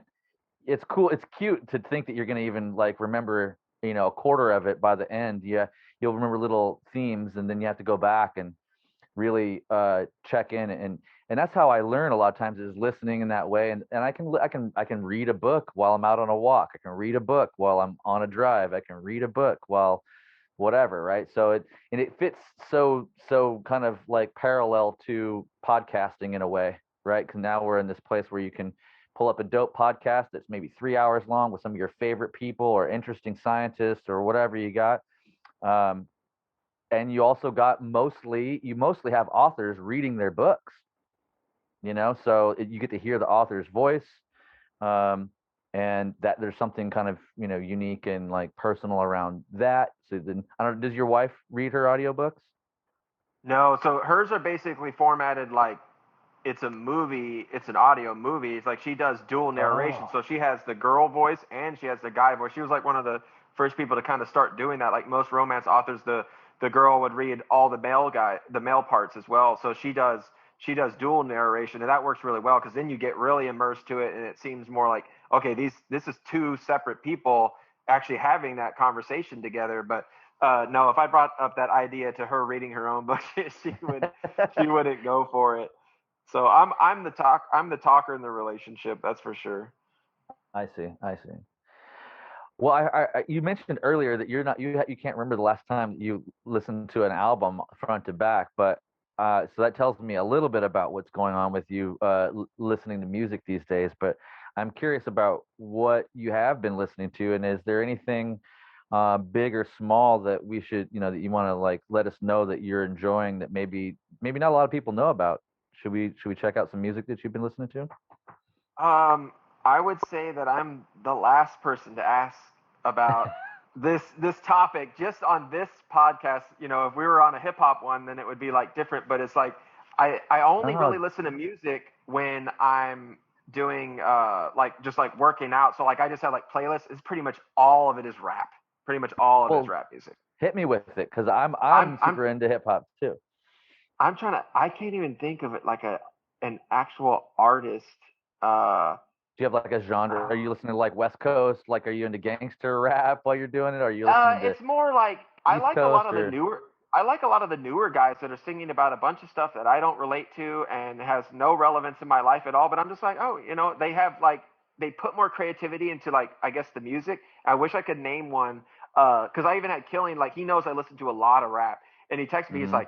He's like, can you please tell me the appeal of Kanye? I'm like, I cannot. I was like, I don't listen to Kanye. I just like find these like random, really small artists, and I just add them into my workout playlist. I have like over 300 songs on there, and Okay.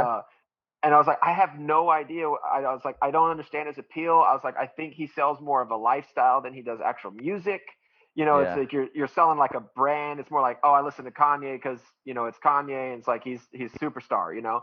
And for me, it's really rap music, like because people are always like, who are your, what guitar music do you listen to? I was like, I don't really listen to much guitar music. Like, I'll check out like the here and there like new songs that pop up and stuff, but Sure. like usually I'm a meditate when I drive kind of guy. Like I don't play music when I'm driving either, which people find to be Hmm. really weird.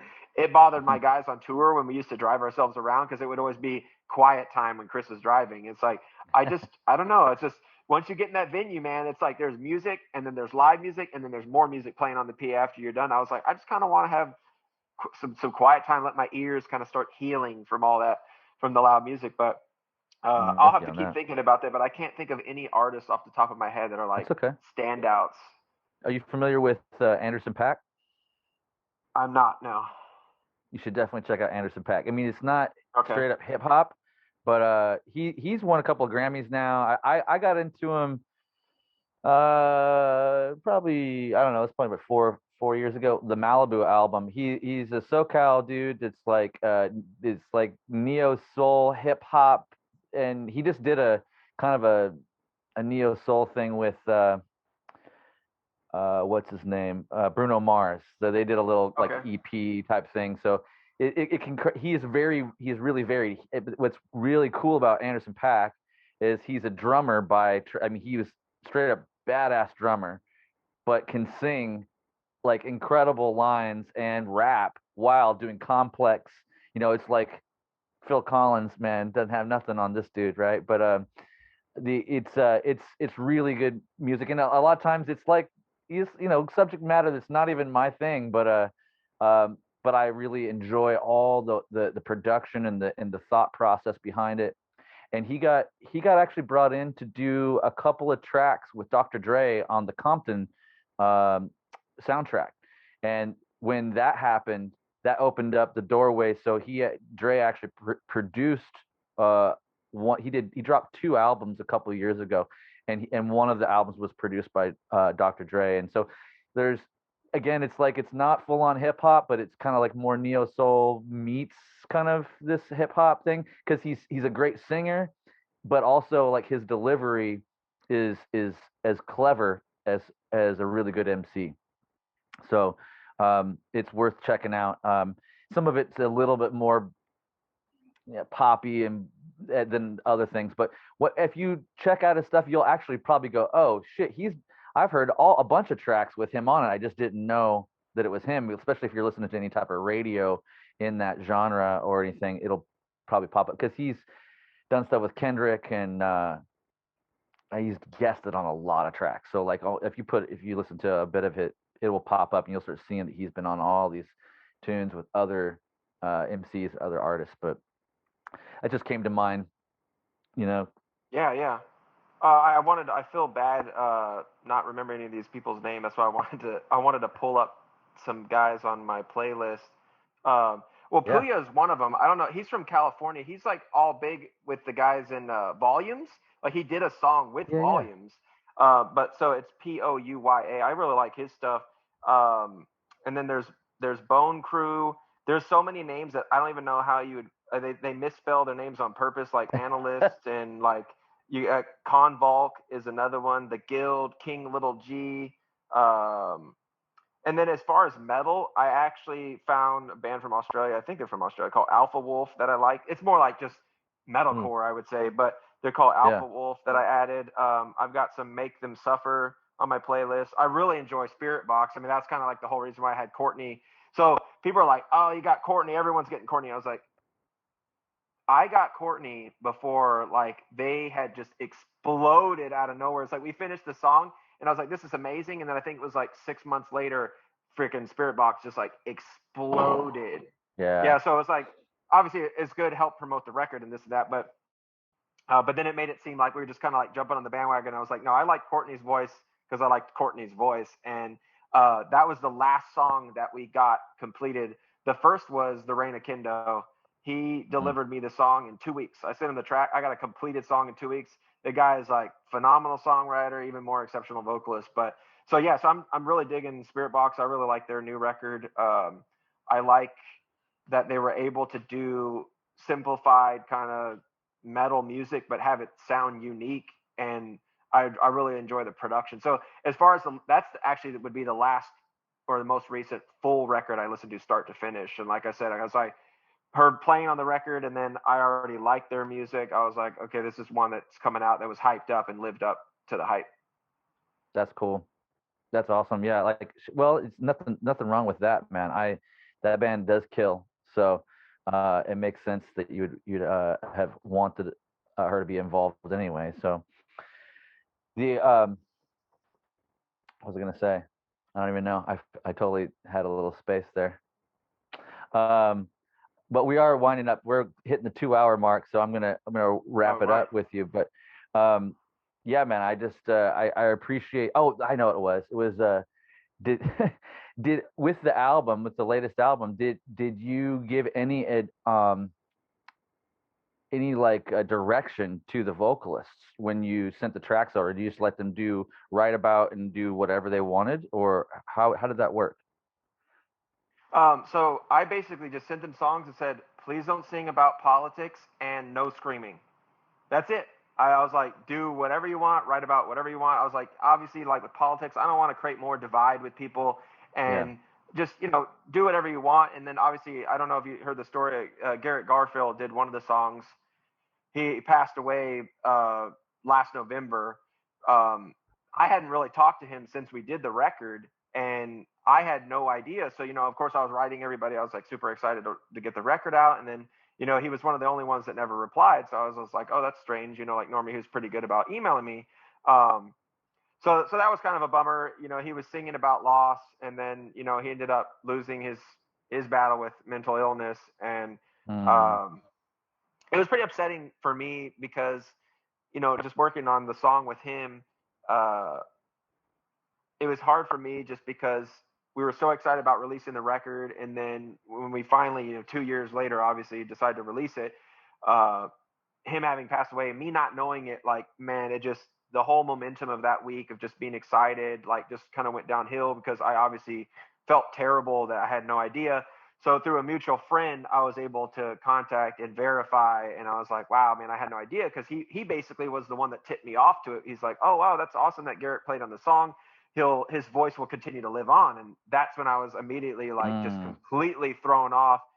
This is a guy I'd known for a long time. We used to crash with him on his house, in his house, when we tour like over a decade ago.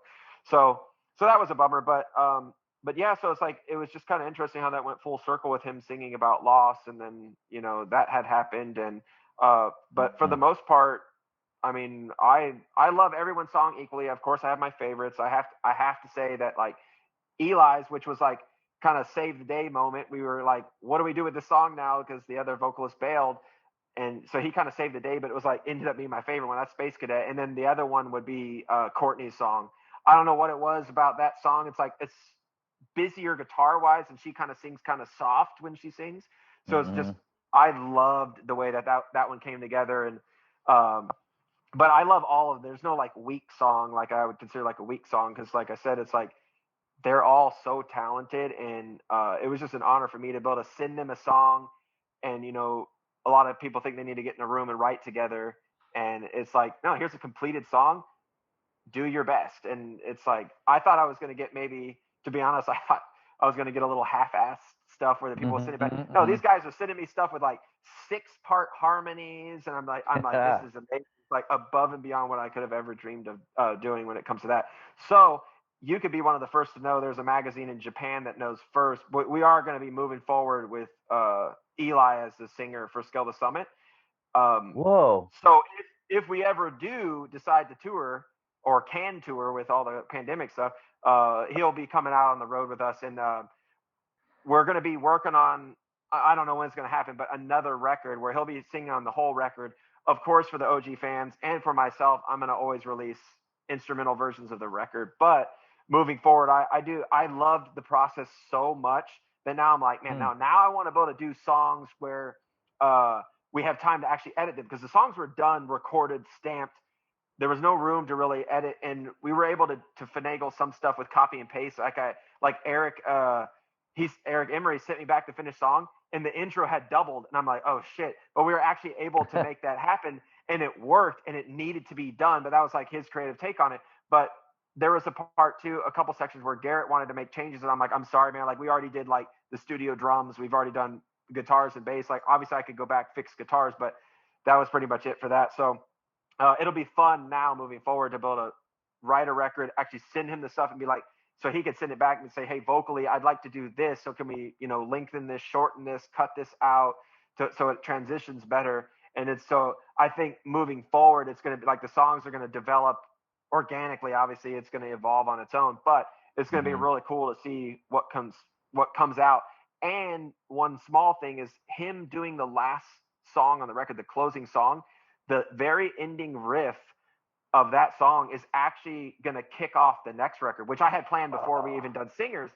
And yeah, because we do it one time. It's one repetition that it ends, and it's a cool riff, which I liked it. But I was like, so what I'm going to do is I'm planning to start the next record with that riff, and then it just happened to work out where he's actually going to be singing too. So it's going to be kind of like Space Cadet's going to kind of lead off the future of Scale the Summit. Dude, thanks for dropping that right here. That is so exciting. I'm wow, what a nugget. And that's such a cool way to move forward. It's a kind of a prog thing to do, my friend. It's kind of a prog yeah, thing to I thought so. Super prog nerd. Yeah. No, I'm into it. I love those little, and I love the synchronicity of how things come together like that. And I know I've been doing my own projects and doing some vocal stuff and hip hop stuff for myself, and using other people's tracks, right? So when I buy a beat or whatever, and I download and I work through it, there's most of it's just it's cooked, right? Like, you just got to work with what is there, and you might even get the tracks out. You might be able to edit a little bit, make it a little longer, make it a little shorter and stuff like that. But generally it's not, you see, it's cool as a vocalist to get creative in that way, but to then have control going forward, and you guys and him be able to go back and go, actually, let's make this this long. Let's try to shift the key or whatever, and you guys will come out with something that's a little more just even more incredible, because I think it'll be interesting to see how it shifts your writing to like accommodate, you know. That'll be maybe the more interesting thing for a lot of the longtime fans, I think, is to and to know this story that you just outlined, you know, that like these guys came in and they basically took it as is, but going forward it's gonna have more of a band environment co-writing scenario. I could see predicting that it's probably going to make our songs even more longer than they already are now, because I feel like I kind of write in like an average time frame as far as prog music goes, but I have a feeling with adding vocals, it's like, you know, with Eric Emery like doubling that intro, I would have never done that instrumentally, but then when I listen back now even instrumentally, I'm like, this still works, you know. It's kind of interesting how that goes, but he's also a really good guitar player too, so it'll be interesting, because for the last 5 records I've written them by myself, so it'll be kind of fun. I'm hoping that, you know, just more things will pile in, and I think he's now Killian's roommate as well, so that's gonna work out. Sweet. So that I can send him stuff and be like, keep it a secret, you know, like now it's like I could just send it to Killian and be like, hey, just, you know, have your roommate get to work on the vocals now, instead of, you know, be like Eli work on the vocals. So it'll be pretty interesting. I have no idea who's gonna play drums in the records. Hopefully still Charlie, because he's doing like 5-figure Death Punch full time, even though full time isn't really full time for any bands right now. Right. So we'll see. I want him to do the record, because he almost was not going to be able to do Subjects because of Death Punch, and then Adam, I think the delay ended up helping us all, so he was able to do the record anyway. But so he's still there. I doubt he'll ever build a tour with us again, because he's like full time with Death Punch. But creatively, obviously, he wants to still be involved to keep doing like prog stuff. That's cool. Yeah. That's great. I didn't even put those two together. I didn't realize that was happening actually with the Death Punch that he was in. Yeah. Didn't know. Didn't pay attention. Yeah, he joined, like I remember getting that phone call. He joined like years ago and full time, and I was like so excited, because I was like, dude, this is what you've been working for. You want to play an arena band? Talk about being pampered, man. It was amazing going to the show. He doesn't have to do anything. He just goes in, plays 55 minutes, sets his drumsticks on the snare, walks off. It's like it's awesome. I was like so excited for him. And then obviously seeing Andy land the guitar gig, I was like, exactly. I was like even cooler. I was like, same thing, because Andy's like been busting his ass. Like he actually was a fan of Death Punch before that, and he's obviously like an incredible guitar player. I was like, dude, you don't even have to change your look. You know, you fit in so perfectly. I told him, I was so excited for him, because I was like, these guys like want to tour and stuff. I was like kind of on my way out, so I was like, this is great, you know, that Charlie will have a gig. And it's like, now I'm just like, got to find Killian one, you know. It's like I want him to get like with a big like rap artist or something like that and tour the world that way. Didn't he just do stuff with B.O.B.? Like he did, yeah. So he's got some big stuff going on, right? Yeah, so he played on that record. I'm not sure when that comes out, and then I think he's doing another record, and then obviously he'll be keeping up with making records with me, because, you know, Killian's a road dog. Like he wants to be out on the road, and so I know COVID was like destroying him as far as that goes. Yeah. So I totally get it. For me, I was like, man, I like my time at home, so I'm like, I'm okay, but I totally get it. You know, like I do miss the stage, so we'll see what the future holds. Well, man, I'm looking forward to seeing how things develop, man. Thanks again for queuing us in on the new stuff, giving us some new information and some like behind the scenes of how this all came together. It's nice to know. I know a lot of the fans will be interested in kind of knowing more of the details. But I hope you have a great day, Chrys, dude. Thanks again, and let's stay in touch, dude. Anything you ever need, man, I'm always here for you. As far as Kiesel's concerned, too. You know, I was really excited to see your guitars all over the place, doing the thing. You know, it's like really cool for us to be on the same team in a different way all these years later. You know? Oh yeah, absolutely. I followed you from Loud and Company with, you know, like Ampeg days to EMG to Dunlop to now Kiesel. Yeah, it's funny how that works. Yeah, it's long-term friendship, long-term relationship from the beginnings of my career, for sure. You know, like I feel blessed to know you and for us to be in touch. So thanks for everything. Yeah, thank you. Players Pick Podcast, Picks and Perspective with Chrys Johnson.